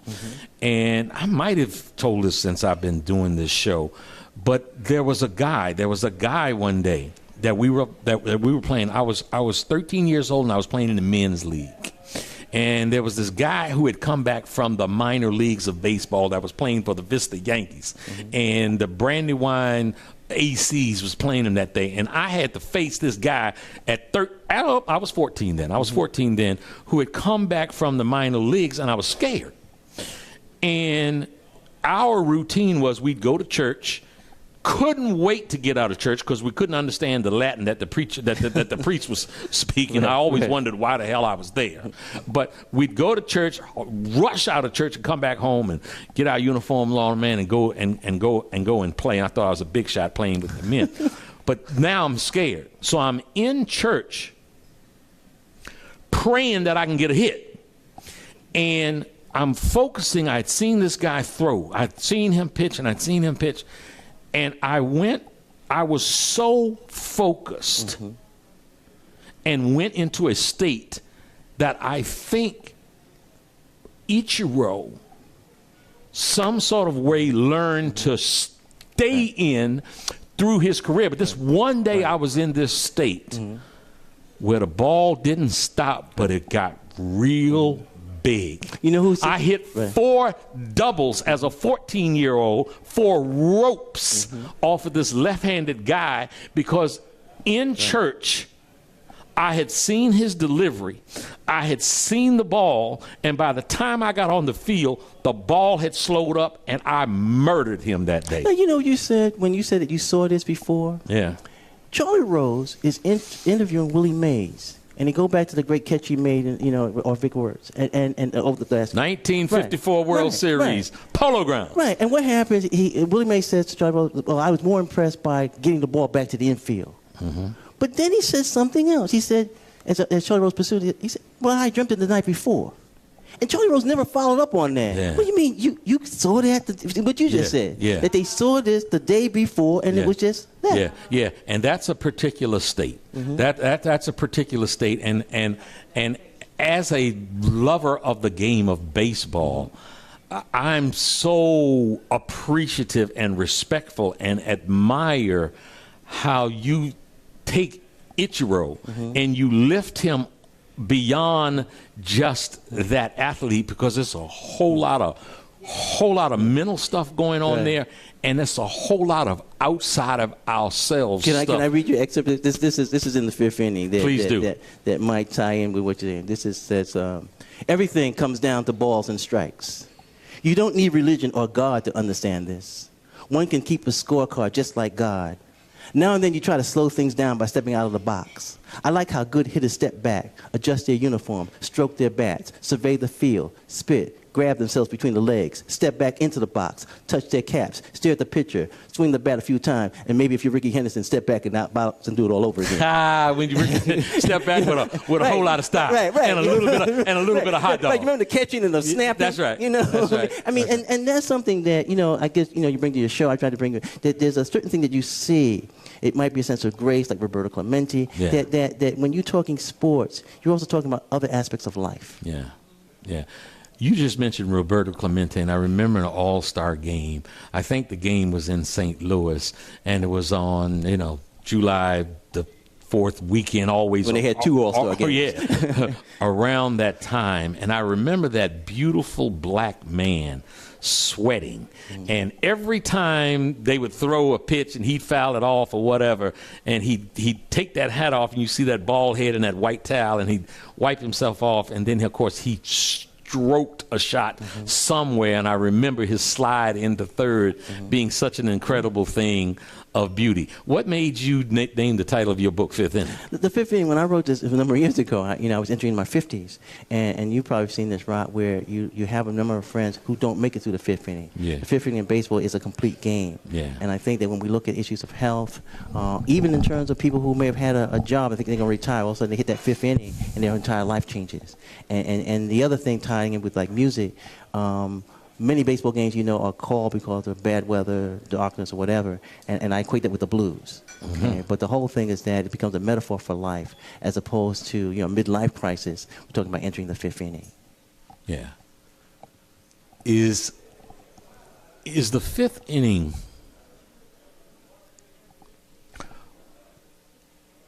What do you imagine the ninth inning being like? Well, I hope there's extra innings. I hope there's extra innings. What happens is that, you reach a certain point where you ask yourself, what are the contributions that you've made? I think now, and I'll say this in terms of a larger context, I think over the last several years we've focused so much on youth. Youth. I think the focus has to be on the elderly. I go back to Julius Nyerere, who was president of Tanzania. Yes. And Julius Nyerere said, if you want to have an impact, on your society, you have to deal with the adults. Yeah. Say, or what I tell people, put your mask on first and then help somebody. So what happens? You see, there's an adult responsibility. But I think we really have to look at our elders. The same way we've now reached a point, thanks to the Pope, that all of a sudden that, poverty is something we can talk about, I always felt there were certain P words we couldn't talk about, like, the pussy riot, Palestinians, poverty, they're all words that start with P, we have a problem with. But what happens is that now, we can now begin to focus on our elderly, people who are in senior citizen homes, people who when there's a power short, they're in homes by themselves, okay? People who don't have their food delivered, and we have to make sure they're not invisible. You don't have a thing that you reach a certain age and then you're replaceable. We talked about seeing things before they happen, or seeing things that weren't right before you. What I see right now is my wife, who's watching this show, and she's got a big old smile on her face because you brought up a name. That name was Julius Nyerere. She took a picture with Julius Nyerere, and he flirted with her. She shamelessly flirted back with him, and to this day calls him her boyfriend. So I see her over there smiling because you brought up that name. Well, I better bring up that name because I met Julius Nyerere at the Sixth Pan-African Congress, and my son, his name is Nair Gibran, and I took that from Julius Nyerere. But when you talk about a man who led a country with a certain sense of humility and beauty, I mentioned it. And a couple of weeks ago, when Nelson Mandela died, I was being interviewed by South African radio, and they were talking about Nelson Mandela. I threw out the Kwame Nkrumahs and the Nyerere so that we would put Mandela in the context of other great African leaders. Right, understood.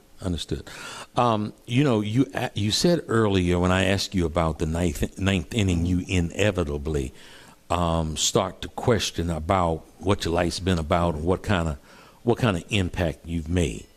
Let me get territorial and personal here just for a moment, because you are passionately involved in supporting Andy Shalal's campaign to lead Washington, D.C. as its mayor. Why? Well, you know, the actually was an outgrowth of one of our meetings here at Busboys. I think that Mayor Gray has kept a good city good.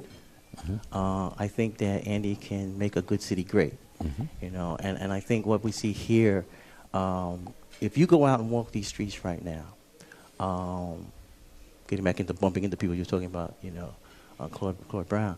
Well, there's a certain tension out here. Yeah. You know, I mean, good word. Good word. I call Ground Zero sometimes, you know, L'Enfant Plaza, you know, Metro. Yeah. You really want to see the tension. Yeah. And what are we saying? Is that this gets back to art and writing. You have to be visionary. Okay, you can look around and say that you think the city is doing really well. Yeah. Okay, that has a lot to do with how you see. Okay, Andy's one of the few people running for mayor of this city who's talking about income inequality, who's talking about poverty, who's talking about issues of race. Okay, these are all. This is not. See, I'm from New York, you know, and this is not a southern town anymore. You know, I mean, this isn't like, you know, well, we were happy when we had segregation and we could trace our family back to free Negroes. Yeah. This isn't that type of city anymore. Yeah. It's not black and white. I tell people if you, I think Pellicano quotes me as in his last novel about, you know, the chocolate city where chocolate melts. You know, what happens if you really want to look at this city now? Look at it in terms of languages. Be in places and find out how many people speak how many languages, okay? Or go back to language and go back to what Fenty was talking about in terms of capital city. We have become a capital city. That means that it's going to be cosmopolitan. Right. It's going to be extremely diverse, okay? And the key thing that has to happen now for black people is to realize how it's going to deal with the transition. Okay, and what happened? Andy Shalala becomes unique in terms of being this person like in the middle. Yeah, you know, coalition building. The key thing is, can he manage this? Okay, you know, Gray sits and talks to a lot of the developers. Now, what's the problem with that? You go over with the developers, and you're going to develop, say, someplace in Southeast, and people have good intentions. Sure. Here come the developers, and what does the developer say? We're going to have new housing, and they build new housing, and you see the sign, and it says studio apartment and 1 and 2 bedrooms. I'm a family of 6 and 7. Right. The sign doesn't even have to be translated to some other language. It says, in my language, that's not for me, you know, even though it's English, because I have a family 6 and 7. I can't put them in there. Now, who is going to provide, you know, the road to say, okay, you're still welcome in this city? People are being displaced, and people don't want to talk about it, okay? Now, people say, okay, Andy is too far to the left. Well, I don't want to be left out. You see what I'm saying? I hope somebody is on the left because I'm feeling left out. Right. And so the question is, can Andy move from here to bring this city together? Or else we'll be Dickens. You know, I'll be a tale of two cities, you know, and what happened? You don't want to live like that. Right. You see? You don't want to live like that. And so what happens? It's a very difficult thing to balance. When people talk about Busboys, you know, they say, okay, how's this? I had a friend of mine who sat here and said, okay, this isn't a restaurant. Yeah. This is a movement. Yeah. You see, this is something bigger. Yeah. See, I tell people, like Andy's always wondered, you know, it's one of his idols is Howard Zinn. I said, well, if you embrace how people make history, okay, you make history, you know. The same way, you know, in some of these meetings we had in terms of policy and stuff like that, and say, well, you know, how many people voted in the last election? I said, this is transformative politics. Andy is doing something that you haven't seen before. Right. You know, and what somebody said, well, you know, Fenty did this, such and such. Fenty went door to door. I tell people the Mormons don't even go door to door anymore. You're going to use that? You know what I'm saying? So what happened? People cannot see or even visualize the future. And see, this is why I always fall back on being a writer, and especially being a poet. I don't want to lose my sense of vision. Okay? And what happens is that, you know, history is good. But people make history. You see? And that's the thing that I've been trying to tell people, that what's happening here, and it might have to come in stages. If I might offer quickly a metaphor, is the first time my wife walked into this particular restaurant where we're sitting now, there was a couple, there were 3 or 4 brothers sitting there, dreadlocks and the bit, and speaking the language that you might stereotypically think that they are speaking a hip-hop language. And sitting next to, at the next table, was this very refined French lady with a tam on her head. And her table and the hip-hop table were getting along marvelously. And I think that's the city that Andy foresees. Well, that's the city that we're going to have to be at. The question is that whether, you know, we can keep that together. Yeah. You see? And everyone can't do that. Yeah, and who can be the bridge to pull it together? Right. We're out of time. Okay. That means you got to come back again. Okay, thank you, Rod. Thank you so much. Okay, thank you so much, All right, Ebert. thank you. Coming up in the next hour, Dr. Melanie Maclin, Dr. Mac, hair and skin specialist. Please, a big hand for Ethelbert Miller. We want him back again. All right.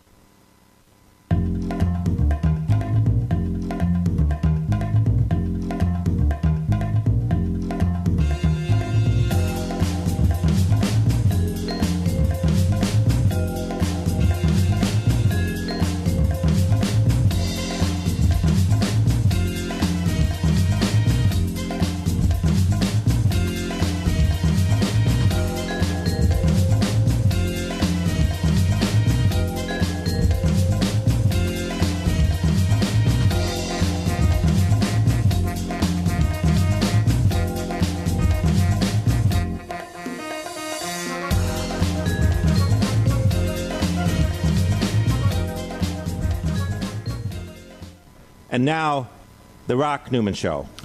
Folks, welcome back. I want again to thank Ethelbert Miller for that just fabulous last hour of conversation. There truly is so much more for us to talk about, and we will have him back again.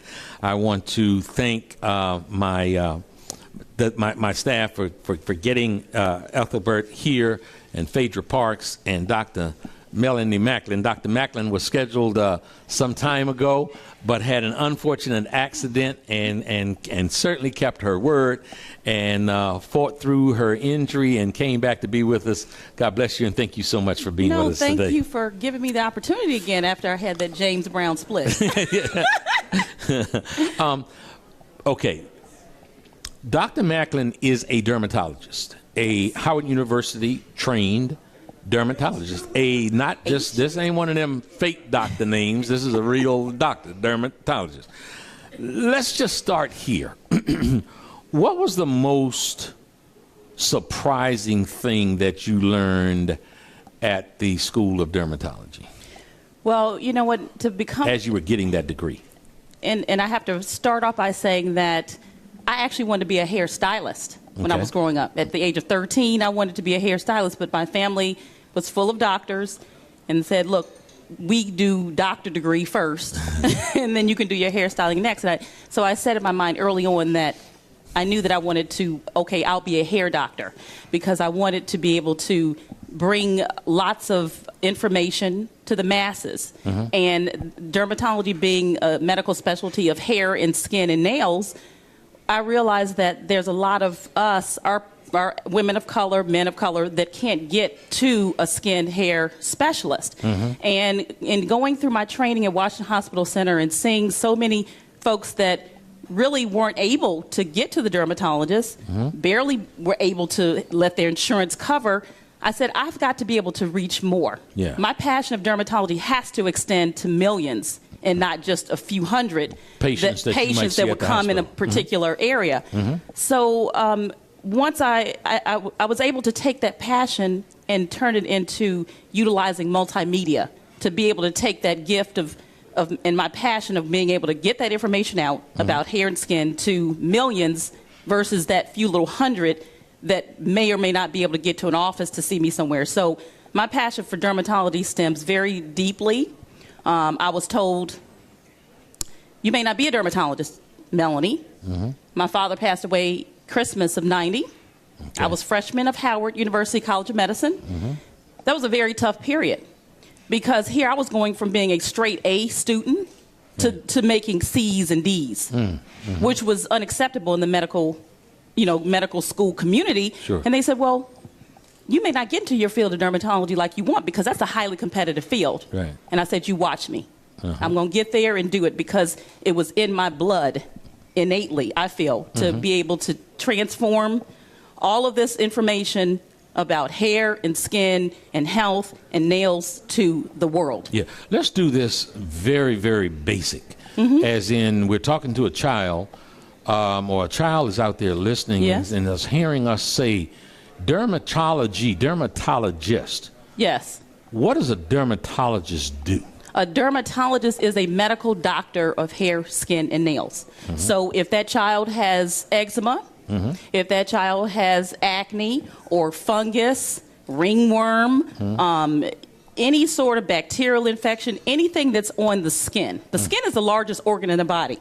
We see it on the outside, but it manifests internally. So that child that sees some rash going on his skin, or his or her skin, that parent is going to need to take that child to a dermatologist, because the pediatrician, which is their child's normal well-care doctor, is not going to understand the specifics of skin or hair, because just because we see skin and hair on the outside, they're internal organs. So you've got to go to a specialist that understands what could be going on with my child internally, or what could be going on with that adult internally that's manifesting with skin issues or hair issues. So that's why it is a very difficult and highly competitive specialty to even get into, because you need to take your thought processes really deep, and go a couple of levels of understanding. Yes, I see you have eczema, or I see you having hair loss, but I got to see inside your body to tell you why you may be having that. And honestly, that's my gift. Wow. I can talk to somebody on the phone and they can tell me what's going on with them. Dr. Mack, I got this rash going on here. I got this hair loss issue. Boom. I didn't solve their problem, and they done been to 5 other clinical dermatologists. And I'm not disrespecting, of course, the clinic. There's a reason people have to get to be, to a clinical evaluation. But let's be real. A lot of us can't get to that clinical evaluation. Inside these shoes that I have on right here, I got 10 toes. Okay. And I got a couple of big toes that's got they're hard, I'm clipping them and all of that. And it's some kind of fungus something. Right. What's going on inside of me? Let's take off your shoes and put your foot up on the table. Okay, so there's a few things. Toenails are very common to get traumatized. Heck, they're in shoes all the time. Yeah, let me tell you something.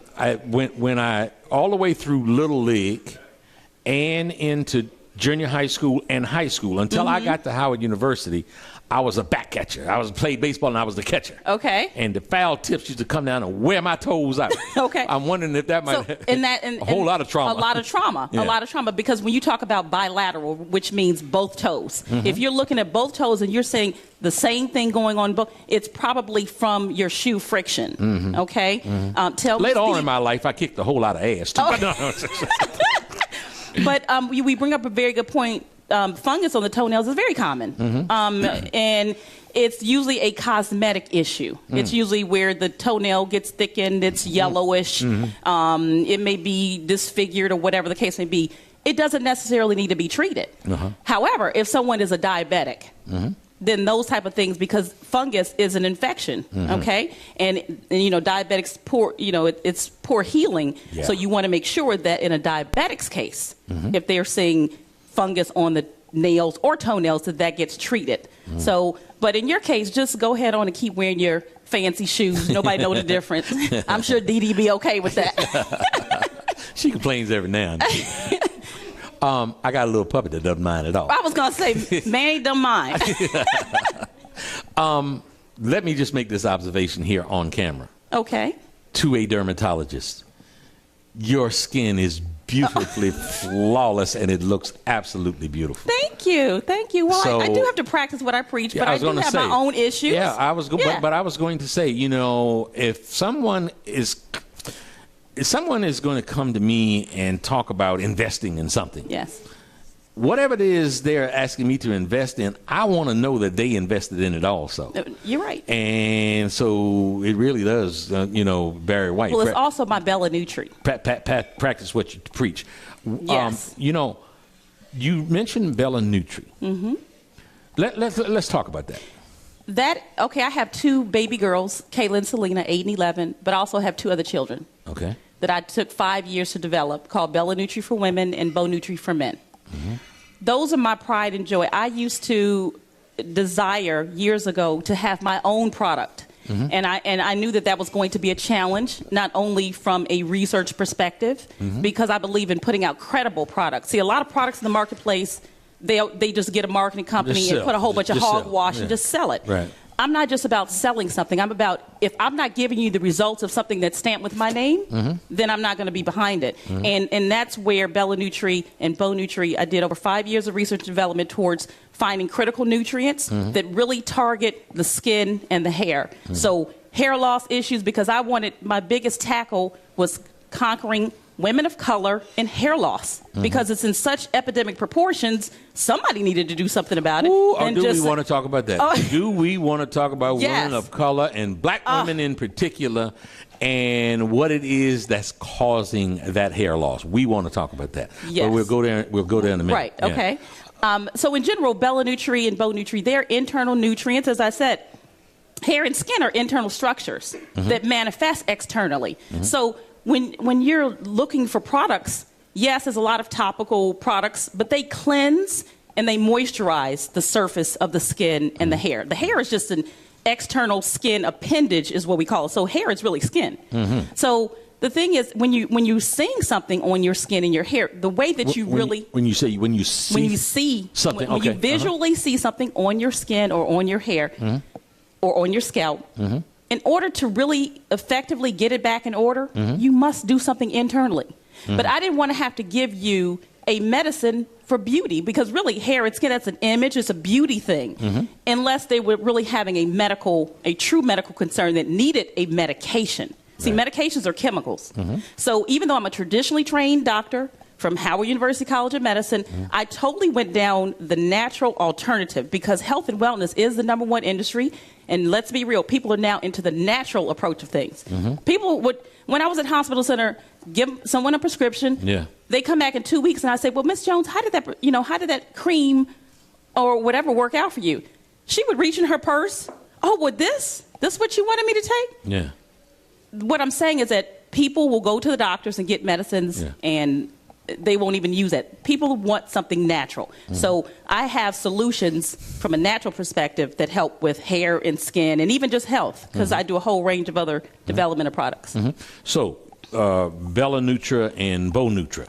Right. Tell us why they work. What is in them that make them work, that are beneficial to the people that might use them?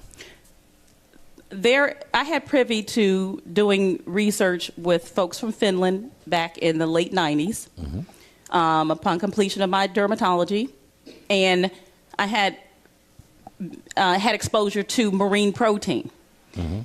Other countries get exposed to lots of nutrients well before we do here in the U.S. So I looked at that as a quite advantage. It's always funny because by and large, Americans think we just got it going on. We got it going on. More than anybody else. They think we're ahead of the curve, and there's so many. Man, I learned so much working with the chemists and nutritionists from Finland that the marine proteins I found were critical. And I saw how beneficial. So long story short, marine protein is the key, along with collagen. And now you're saying marine protein, something from the water. Exactly. From the ocean. Now that is proprietary information as far as what it is. But I had access to what that was, given that they wanted a dermatologist here in the U.S. to really focus in on marine protein for helping with hair issues at that point. And so I went on to study that with hair.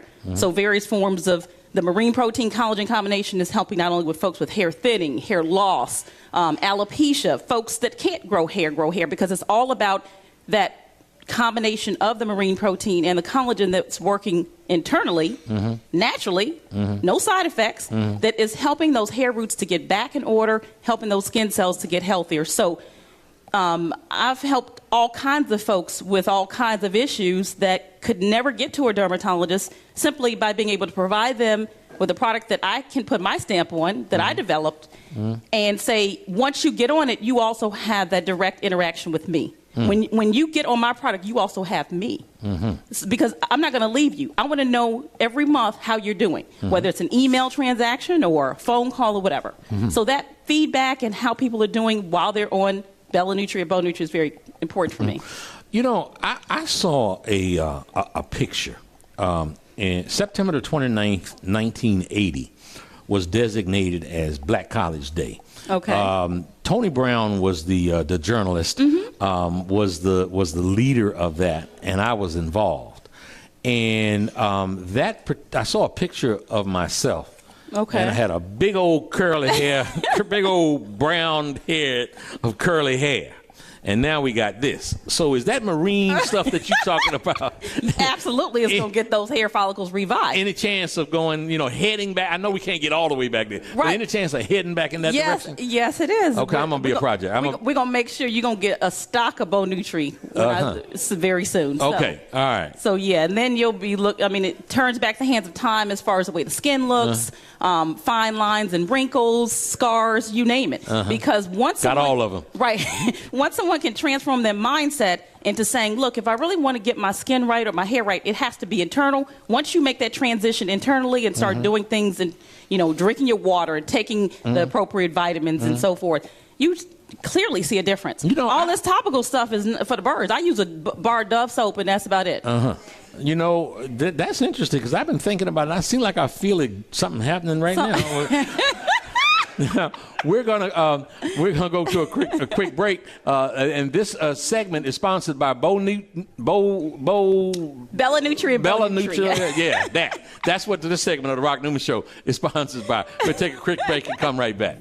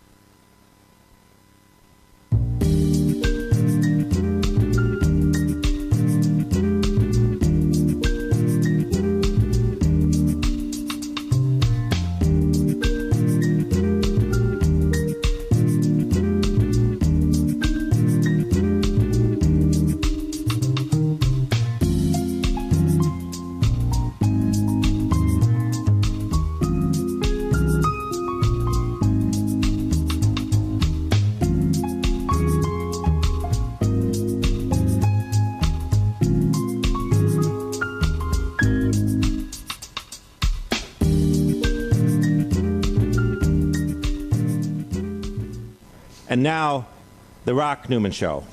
Folks, welcome back to the Rock Newman Show. Today's Saturday, January the 11th, 2014. My guest, dermatologist Dr. Melanye Maclin, hair and skin specialist. Now, let me tell you something. We just had a short break. We got a bunch of women and men in the studio. Now, something just happened. I just observed something. You know, when you say skin and hair, we're conditioned to think about women and their concerns and obsession with skin or hair. And here's what I'm going to tell you.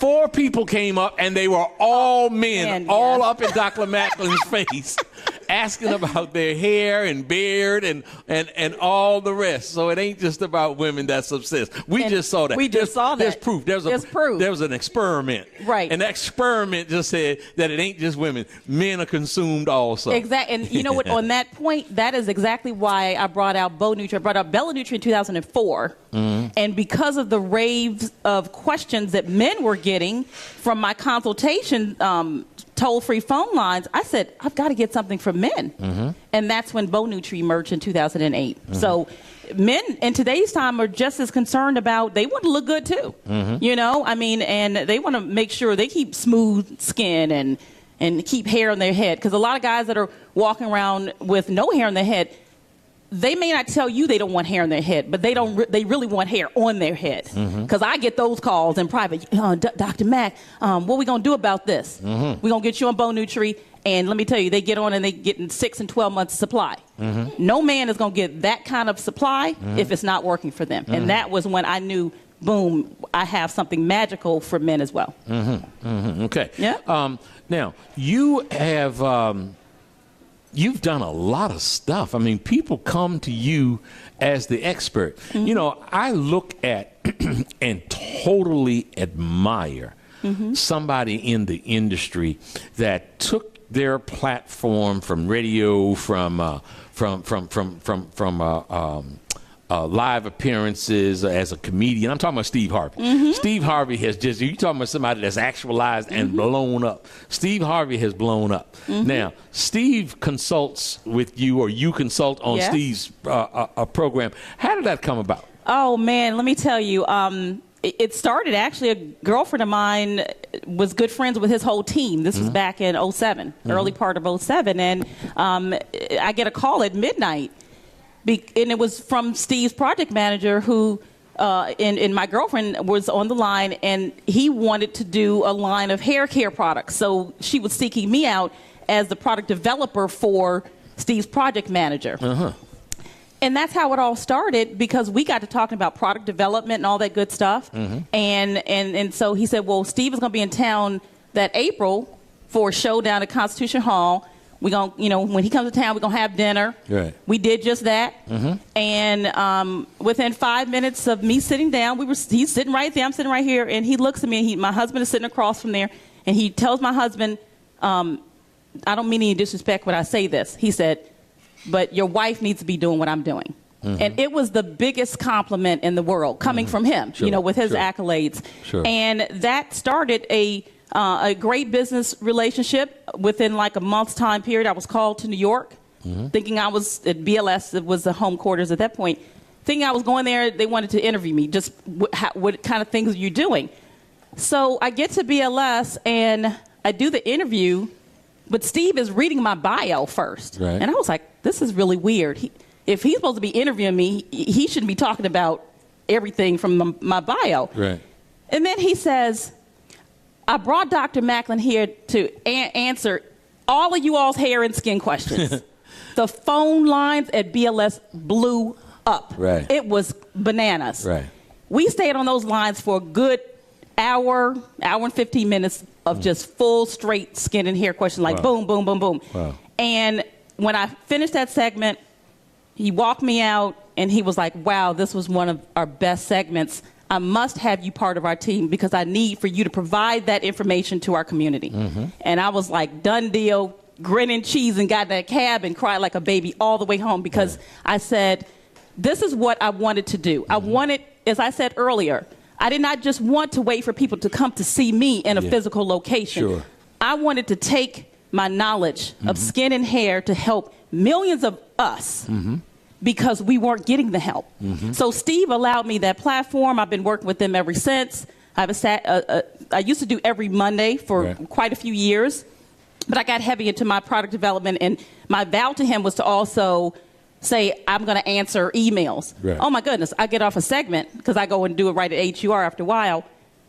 I would literally have over 1,000 emails. Wow. It was, I said, I can't do this to our people. I can't say that I'm going to help you, and I can't help you. I can't have an assistant because that's a confidentiality issue. So now I do Ask Dr. Mac segment on his Best Of show, which I can pre-record because I've got all these other projects going on. And then whenever they want me on live to talk about certain topics or whatever. So, and then I started taking care of his daughter. His daughter was in Atlanta, Brandy, one of the twins. That's how we really got to know him well. And she had, some series of acne issues, and she was into, fitness training and wanted just smooth, clear skin. Instead of going to someone in Atlanta, he said, no, I'm sending you to Dr. Maclin and let her do and take you where she wants you to do. This man put his child on the plane. I pick her up at BWI Delta Airlines every other Wednesday for 3 months. Pick her up, take her to my clinical partner, which is Dr. Deborah Coates, Walton and Bowie. Take her there. We do whatever. take her to lunch, put her back on the plane, and we did that for 3 months. Steve was, when I saw him and talked about it, he was always in tears. He was very excited. And he said, you took care of my family. Got great results. Yes, great results. Yeah. Mm-hmm. Okay. You were the lady in Good Hair, Bad Hair with Chris Rock with the red lipstick. With the red lipstick. That was me. How did that come about? Oh, wow. That was a great experience. I got called at the 11th hour. My assistant called me and said, Dr. Maclin, you just got a call from HBO to talk about, for this Good Hair movie. I was like, wow, this is great. Once I talked to one of the executive producers later that afternoon, we literally were on a 3-hour interview. They had interviewed probably over 100 dermatologists at this point, but had heard me on Steve that morning talking hair. And they said, oh my goodness, we cannot close down whoever's going to be that expert in the film yet until we get to Dr. Maclin. And that's exactly what the executive producer told me. And she was like, Chris said, we got to get to her.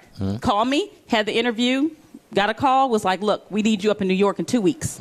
And sat down with Chris for, we sat down for 4 or 5 hours. I'm sitting smack dab in the front of all these bright lights and about 20 folks lined up in front of me. And me and Chris just going forward, just all kind of information. Just a great interview overall. And I mean, it was, that movie had so much controversy. Yeah. You know, it did, because it was like, it was dispelling some of our little hidden sort of secrets, if you will.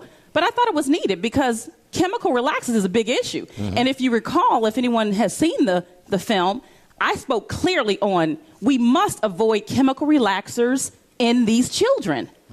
We cannot be that addicted to our child having straight hair and messing up their hair and future health for life. Right. Come on now, we can start talking about that. Could be abuse. You know, so that was that was like the start of really what's happening now, because now I'm on this real national mission. Okay. Yeah. So you know, to some extent, it's always had an element of absurdity to me that people would talk about, oh, she got good hair, she got bad hair. Right. I mean, and I don't know how much it happens in other communities, but in the black community, that's prevalent. Oh, absolutely. She got good hair. I don't want to be with her because she got bad hair, and it's just, there's a certain absurdity to that. Yes, and that still exists highly still to this day. But I think more and more women of color are embracing the natural hair, meaning unchemically processed hair. Okay, because you can have natural hair and still flat iron it to straighten it and do whatever. But to take the chemicals away from being on the hair to keep the hair in its natural curly state, a lot of women now are embracing that. And I applaud. I mean, because you have to stand up for, at the end of the day, it's about your health. Right. Because the chemical relaxers, they serve a purpose, but for heaven's sake, if you seen your head go bald, right, and you still putting this harsh hydroxide on your scalp, what are you doing? Yeah. Okay. So let's go here. So the parents that want to have their little girls looking pretty. First of all, let me just share this that was somewhat depressing. I went to there's a mom's grocery store in Waldorf, Maryland, and my wife went into that store. I had my little puppy, so I'm trying to find different things to do. So I'm walking up and down, just trying to kill the time. And I actually walked into a hair care store, and of course it was Asian owned, and everybody seemed behind the counter for the most part. Right. Were Asians, and it was filled with black people. And this, what I'm assuming was a black mother, looked like she was maybe in her late 20s or early 30s, had a little, what looked like 7-8-year-old girl. And she was telling her how pretty she could look if she got some of this, if she let her buy some of this hair. And I was depressed. I mean, I thought that was... Oh, absolutely. I thought that was depressing. And the little girl was depressed, too. You didn't even know it. So for what's being planted there. Okay, so that's one thing. let's talk about the damage that is done. What is some typical things that black families are doing to their daughters, trying to straighten their hair and all of whatever else is done. Right. Let's kind of go fundamental 101 there. Right. It's a lot. But the key is it's the hydroxide chemical. And I want people to understand that chemical is whether it's sodium hydroxide, which is in lye relaxers, calcium or guanine hydroxide, which is in no-lye relaxers. What's the common denominator? Hydroxide. That chemical actually burns through the keratin protein. Keratin protein is what makes up your hair and your skin. And particularly in hair for the chemical processing, it's breaking the sulfur bonds. It's the sulfur bonds that causes the curl pattern. So the more and more that you can break those sulfur bonds, the straighter the hair can permanently get, because it's a permanent break in the bond. So when these parents are putting on this hydroxide for the beauty effects, they're not realizing the harsh, damaging health effects that they're doing to their child. It's just because they're not doing it because they want to hurt the child. Yeah, of course. They're doing it because they're trying to have their child to conform to and there's a certain image that they want their child to conform to or whatever, but they just don't know what damage they're really doing. And what damage are they doing? Well, there's a common pattern in women of color where the top of the scalp that looks like male pattern balding, that starts in a small little circle and then it expands in a in this area in the top. Okay. And then it can just expand in a circular pattern to almost encompass the entire top of the scalp. Yeah. It's called follicular degeneration syndrome. Follicular just means follicle, which means root. Degeneration means exactly that, degenerating, dying off. Right. So basically the roots are dying off from the chronic constant use of the hydroxide. If you think about this, every 6 to 8 weeks, a woman is going to get a relaxer. So every 6 to 8 weeks, she's getting exposed to what? Hydroxide. Okay. So every 6 to 8 weeks, those roots are doing what? Dying off, boom, popping, and waiting to feel that burn. Yeah. The burn means your nerves have been activated in that scalp. Just because you want to feel the burn to get your hair straight, but you're getting that burn and killing your roots at the same time. Which one you want? Yeah.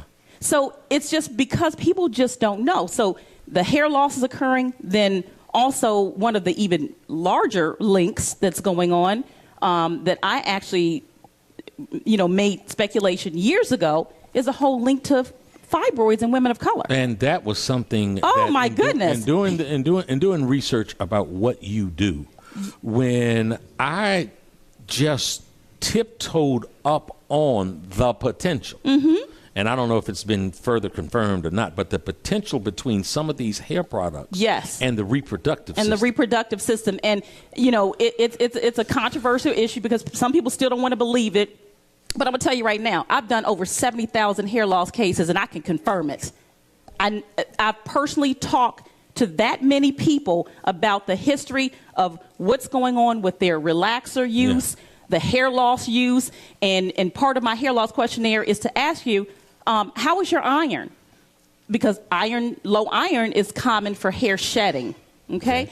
Well, the majority of women have said, "Oh yeah, well, Dr. Maclin, I have low iron. My doctor got me on iron pills, but I don't like taking them." And I'm saying, why are so many women telling me they got low iron? Because the body has truly enough iron stores in it. Okay. So something is going on, and we know women bleed during that time of the month, so they must be really bleeding. So this don't even sound right. And I have a good buddy who specializes in OBGYN, who specializes in fibroids, and I would say, Dr. Kelly, let's check this out. Your patient that you're seeing with fibroids, check their scalp out. Tell me what that looks like. You don't got to ask them. Just, get back to me. Let me know. And he was like, Mel, I think you on to something. And I just kept it at bay for years. I didn't even talk about it. I said, but when that research came out in 2012 from Boston University researchers, and they had done over 20,000, some cases 30,000, and there was a confirmed link. I said, being a hair loss expert for 15 years, there's no way I can't say anything about this. Now I have some information further to back me up. But it's been a challenge because our black folks don't want to hear what I got to say. And I said, well, you know what? It's okay because I'm going to go out here and protect my baby girls out here. Right. It's okay, mother, that you want to keep killing your roots or whatever, because I'm not saying no to chemical relaxers. That's not what I'm saying. I'm not trying to shut down the chemical relaxer industry. But what I am trying to do is to get folks more educated in what they're doing, because there's no regulations on all these chemicals that's on the store shelves. There's none of that. Now, that might change because I'm working on that too. Because we need to know, just like on the back of a cigarette, it's like there's the disclaimer the warning, there. right. There's no warning on these harsh chemicals. So I have started this national initiative to really protect the children. Chemical-free curls until Sweet 16 for healthier girls. Okay, so the mother that is listening now is like, Yes. oh, my God. Yes. I did not know. I don't want to do that to my daughter anymore. I still want her to look pretty and have pretty curls. Yes. If that's what you want. And she can still do that. Tell me how. There's don't believe the word texturizers. What do they do? They basically you can train your hair with heat. That's number one. Number one is no chemical. And don't even use the word texturizer just because it's got the pretty kid back. So no texturizer, no relaxer. Heat is great. Press and comb, flat iron. And there's so many natural products out here that have a smoothing agent to the hair. And if a mother is washing her daughter's hair weekly and doing the flat iron, that hair is going to eventually be trained to stay straight. But it's not permanently straight, nor is it affecting the roots inside her little baby girl's hair. Not permanently straight, meaning that. Right. It's not the chemical. See, chemical is a permanent relaxer, permanent hair straightening. Right. Heat is non-permanent. And people will say, oh, well, I don't want to use heat on my hair because it's just going to damage it. Well, I'd rather for you to use the heat than the hydroxide. Okay, so we got this little 10-year-old girl here who washes her hair, and it gets kinky and all of that. It's clean. Okay. Get a good ceramic flat iron and put no product on that hair and take small. Mother has to have patience. Take time with your children. Sit down, go through small sections and flat iron that out. Or take her to a natural hairstylist that's going to be able to do it for her. But it's all about the mother taking time with the child. Does that sound harsh on mothers? Yeah, mothers need to step up to the plate. And if they see their child wanting to have a better controlled hairstyle, they need to take control of that. And if they can't do it, that's why it's called hairstylists out there.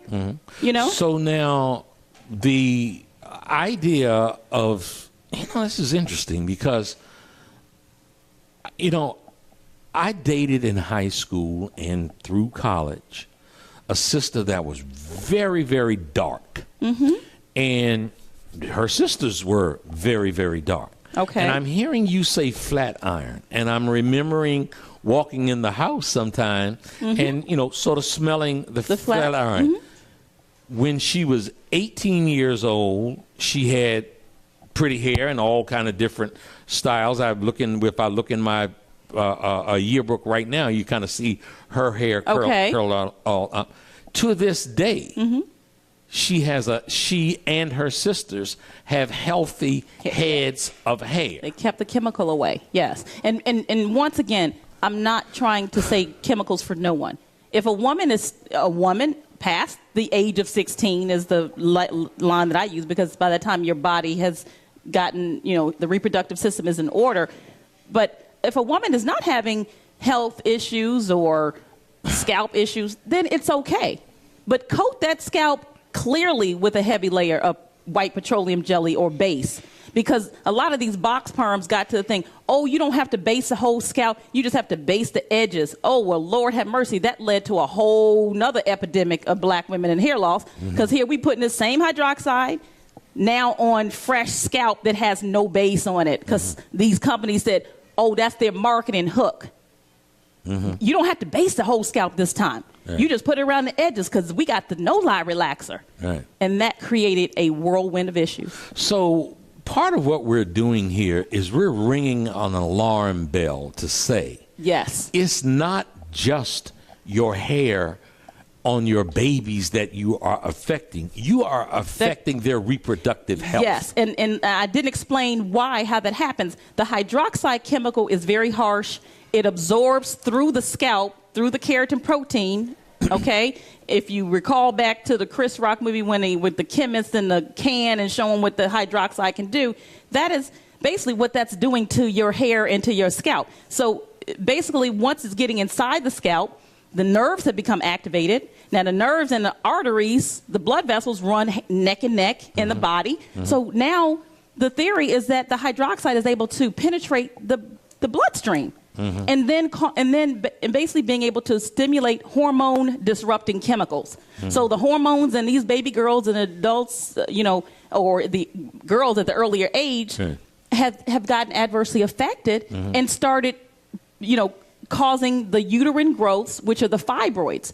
Yeah, fibroids can happen in women of any color, true enough, but it's very rare, but it's in the black women. And so you're being a hair care specialist and talking to your gynecologist friends and all of that. You started to connect those dots. Yes. Then, what did you say, 2012? I just didn't publicly speak on it because I said I can't be the only one out here because I may be, You didn't feel you weren't certain at that point. I wasn't certain, but I was making a really great connection there. And now you feel as if you are certain. Oh, I'm certain now. Oh, I know. The study has come out from Boston. The study had came out from Boston. And then I told my publicist, I said, look, we've got to go on a mission here. This is such critical information. It's critical. And I said, look, if I can do anything, when we take that Hippocratic oath, when I stood there on Crampton Auditorium stage, and the first one is first, do no harm. If I know something that's doing harm, it's my due diligence to get out there and spread the word. If not, what am I doing? Why did I become a doctor? So when I'm getting, because I've gotten a lot of roadblocks, you understand. I've got a lot of people we don't want to talk about this because, we're going to mess up the advertising dollars. Well, you know what? No advertising spending money on chemical relaxers ads anyway. So let's put that aside and let's take time now to get this information out there. And those people that have opened the doors, great. Folks like yourself, but I've gotten a whole lot of closed doors on this issue. A lot of pushback. Yeah, but it's okay. When I hear you talk about these relaxers, and by and large we're talking about women, but it makes me think back to looking and watching the movie on Malcolm X. Okay. When he was doing his process. Yeah, that happens in men too, yes? Yeah, and it stayed on too long, and his hair was like on fire. That's that lye stuff that you're talking about. That's a part of it? It's still a hydroxide. The hydroxide chemical is in depilatories from, like the hair removal, all of those, because it is an agent that's able to dissolve the keratin protein. So it's dissolving the layer of skin on the skin as well as the scalp to be able to get in there to just kind of break up those sulfur bonds of the follicle. So that same process that men, because that's where I got a lot of men that have issues. They've got scarring on their scalp as a result of using lots of the conch, the products. And so, and it's a similar method that's used in a lot of men that use like the creams to shave. That's a big issue. If y'all under 30, you might not know what a conch is. You just might not know. But conchs came with zoot suits and right. But had to have that straight hairstyle. Yes. Yeah. Wow. So this is a major issue, and I'm on a mission.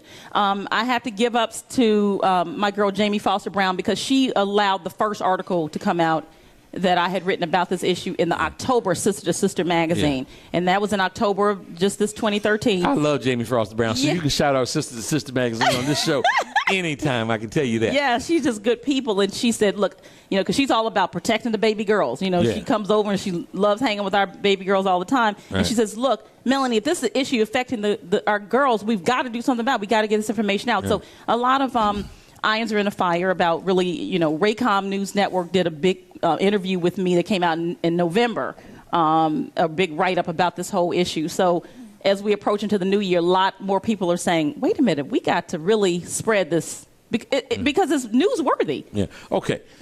Let's talk about weaves. Okay.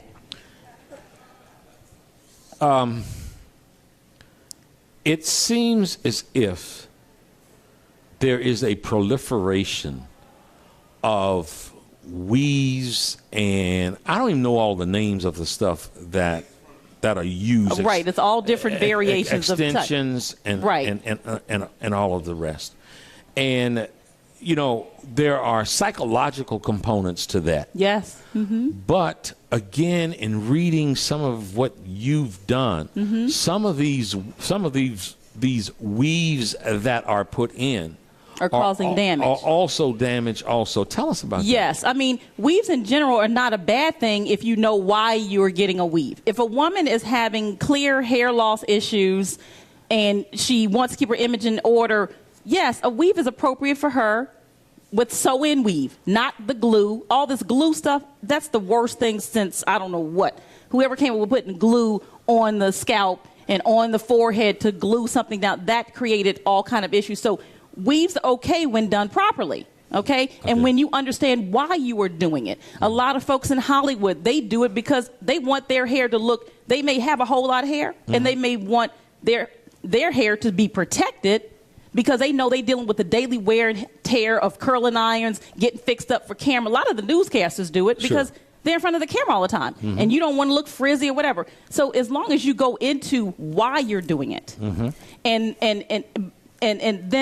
then make sure that you're doing it properly in a healthy fashion. Right. Once again, braiding it down, braiding the own hair down, making sure that the braid is not done too tightly because that can create friction on the hair root. So then when you go to get your hair taken out and the weave come out, you got a whole lot of hair comes out with it. Right. So there's just proper ways that it should be done. And no, I'm not in agreement with the whole lace issue because you're using glue to affix that lace because they use the word lace so it can have a natural look along the hairline. But it creates allergic contact dermatitis, which is a type of eczema that can occur along the forehead and along the scalp. So a lot of issues that can occur. And then also... So when you talk about lace, what is that? That's like they use a lace barrier to have the hair on so that when you look at the part, it looks natural. Like if you look, because it's not their own natural part, it's just a part or it's close to the scalp for it to look natural. So it has a lacy pattern that gives the scalp color or whatever the case may be. But the bottom line is the glue that's on there is a problem that's used to put it on there. So black women that do this, everybody wants to look good. They sort of understand whatever anybody's standard of definition of good is. You know, I see sisters that's got sort of the long flowing hair that whether it be and you see them twirling and, you know. That becomes a psychological thing. You're right. Doing all that kind of stuff. And, you know, to me, there is a direct connection. And I don't know if I'm right or wrong about this, but that feeling better about themselves because their standard of beauty is white women. Yeah, exactly. You just laid it out. We have this whole European sort of thing, ideal that we're going for, and it's by any means necessary to get to that point. And that is it's starting, that mentality is starting way in these younger years. I mean, you're seeing girls in 6th, 7th, and 8th grade coming to school with weaves. See, when I was in that hair care store and that mother was telling this woman how much prettier she could look, that's what, I mean, it wasn't so much the physical there, is the psychological. It is, but it's what you're saying, how much prettier you can look, meaning you ain't pretty enough as you naturally are. Right. And see, we get brainwashed by what we see in the media. We get brainwashed by what we see on TV and all these reality shows, and everybody's trying to look like the next best celebrity and figure out how they're going to achieve that look. And at the same time, you're adversely affecting the psyche. The mindset is all messed up. Yeah. So this mother's mindset is completely messed up because she sees beauty from what she sees on TV and how it's supposed to be, and was like, ooh, maybe we can do that to you, baby girl, or whatever, not knowing the adverse effects that psychologically things that she's doing to her own girl and not knowing. Yeah. Because she's just all, that's just, but what her mentality on this is quite common. It's unfortunate, but that's what most women think. And so that's why a lot of mothers are on this mission to do whatever they can to keep their little girls' hair straight and so forth and so on. But This is why I'm very happy about a lot of women embracing natural hair. And once again, at least chemical-free hair is what I call natural hair, because you can still straighten natural hair without it being so damaging. You know, I'm going to do something my wife might want to slap me when I get home for doing it. Uh-oh. Because she is in the final stages of finishing a book. Okay.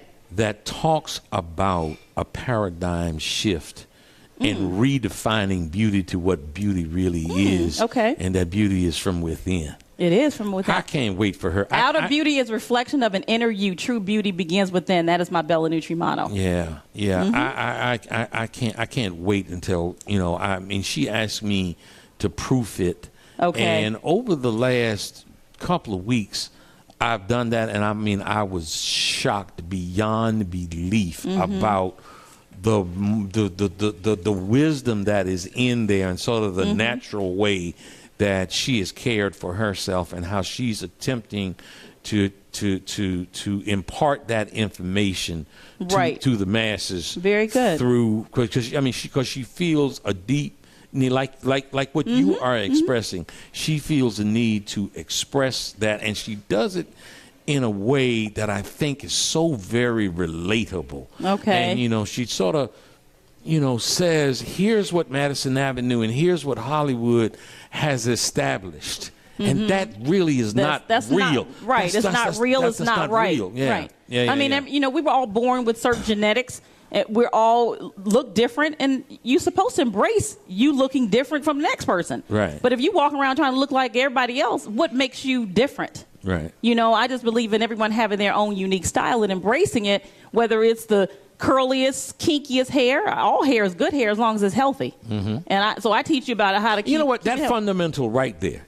See, to me, that fundamentally is what the message should be to everybody. Everybody, yeah. It's, say it again. All hair is good hair as long as it's healthy. Right. Right. But people don't know what that healthy part means. And that's what I've been out on this journey. Because most people, when they think about hair, they go to who? The hairstylist. Yeah. Well, I don't mean any disrespect about this, but hairstylists. Ain't no sacred cows around here. Yeah. Hairstylists may only have had a 9th grade education to be able to get their hairstyling license. They don't know anything about the science in deep regards or medical issues that pertains to hair and so forth. And they so just don't learn that in the schools. Burning people up. Oh, my goodness. This is why I'm on this mission big time with trying to get some FDA regulations with the whole chemicals, because the chemicals are in the hands of these hairstylists that have no clue about the pathology of skin and hair. Scalp is skin. When you're a hairstylist, you shouldn't just know about hair. You should know about the scalp, which is the skin, and that's what they're not doing. Right. So now you say you're on a journey to get some regulations. I can imagine. Oh, I'm on a mission. I can imagine. I'm going to knock the doors down. They're going to be tired of me. I'm about to say, you know, I can see the FDA being the graveyard and you're whistling real loud, but ain't nobody listening. That's okay. One of my classmates is within the FDA. We're going to get this done. And we're going to have to get it done. What do you want to accomplish? I want to be able to at least have a disclaimer. I think we're doing my mothers and folks an injustice if we don't say this is what can happen. Not just don't use if you have an abrasion or this, that, and the other. No, this is what this can cause. We should not use this in under X amount of age. Same thing they've done for nicotine and you know, cigarettes and alcohol and everything else. It should just have it should be mandated that there be a disclaimer on these chemical relaxer products and the damaging effects. But it's damaging who? Who uses the relaxers? Yeah. Us. Yeah.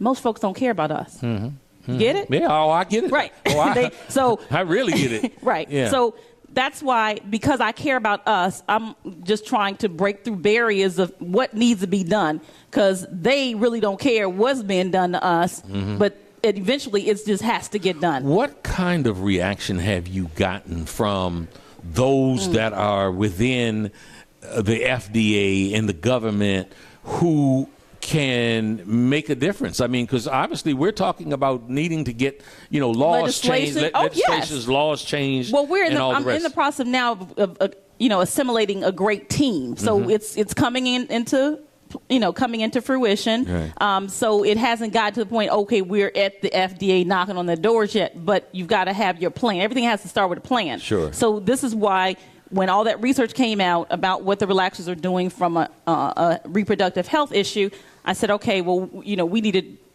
take baby steps first. Right. I need to start writing about this more. Yeah. If I'm this person out here talking about hair, Yeah. I'm the medical director of hair and skin for Hype Hair Magazine, which is one of the largest black hair magazines. I was like, I've got to start getting this information out there. Now I have now I have enough media that I've talked about this enough to then take that information and say, okay, look, this is what is already out there. The Steve Harvey interview, the Sister to Sister magazine interview, the Raycom News Media, and then a whole slew of other people that are interested in discussing the issue. So once I can line up all of that, then now I have enough leverage of PR along with your show saying it's been discussed. And to let them know this is something that's very much needed, because they may not really know.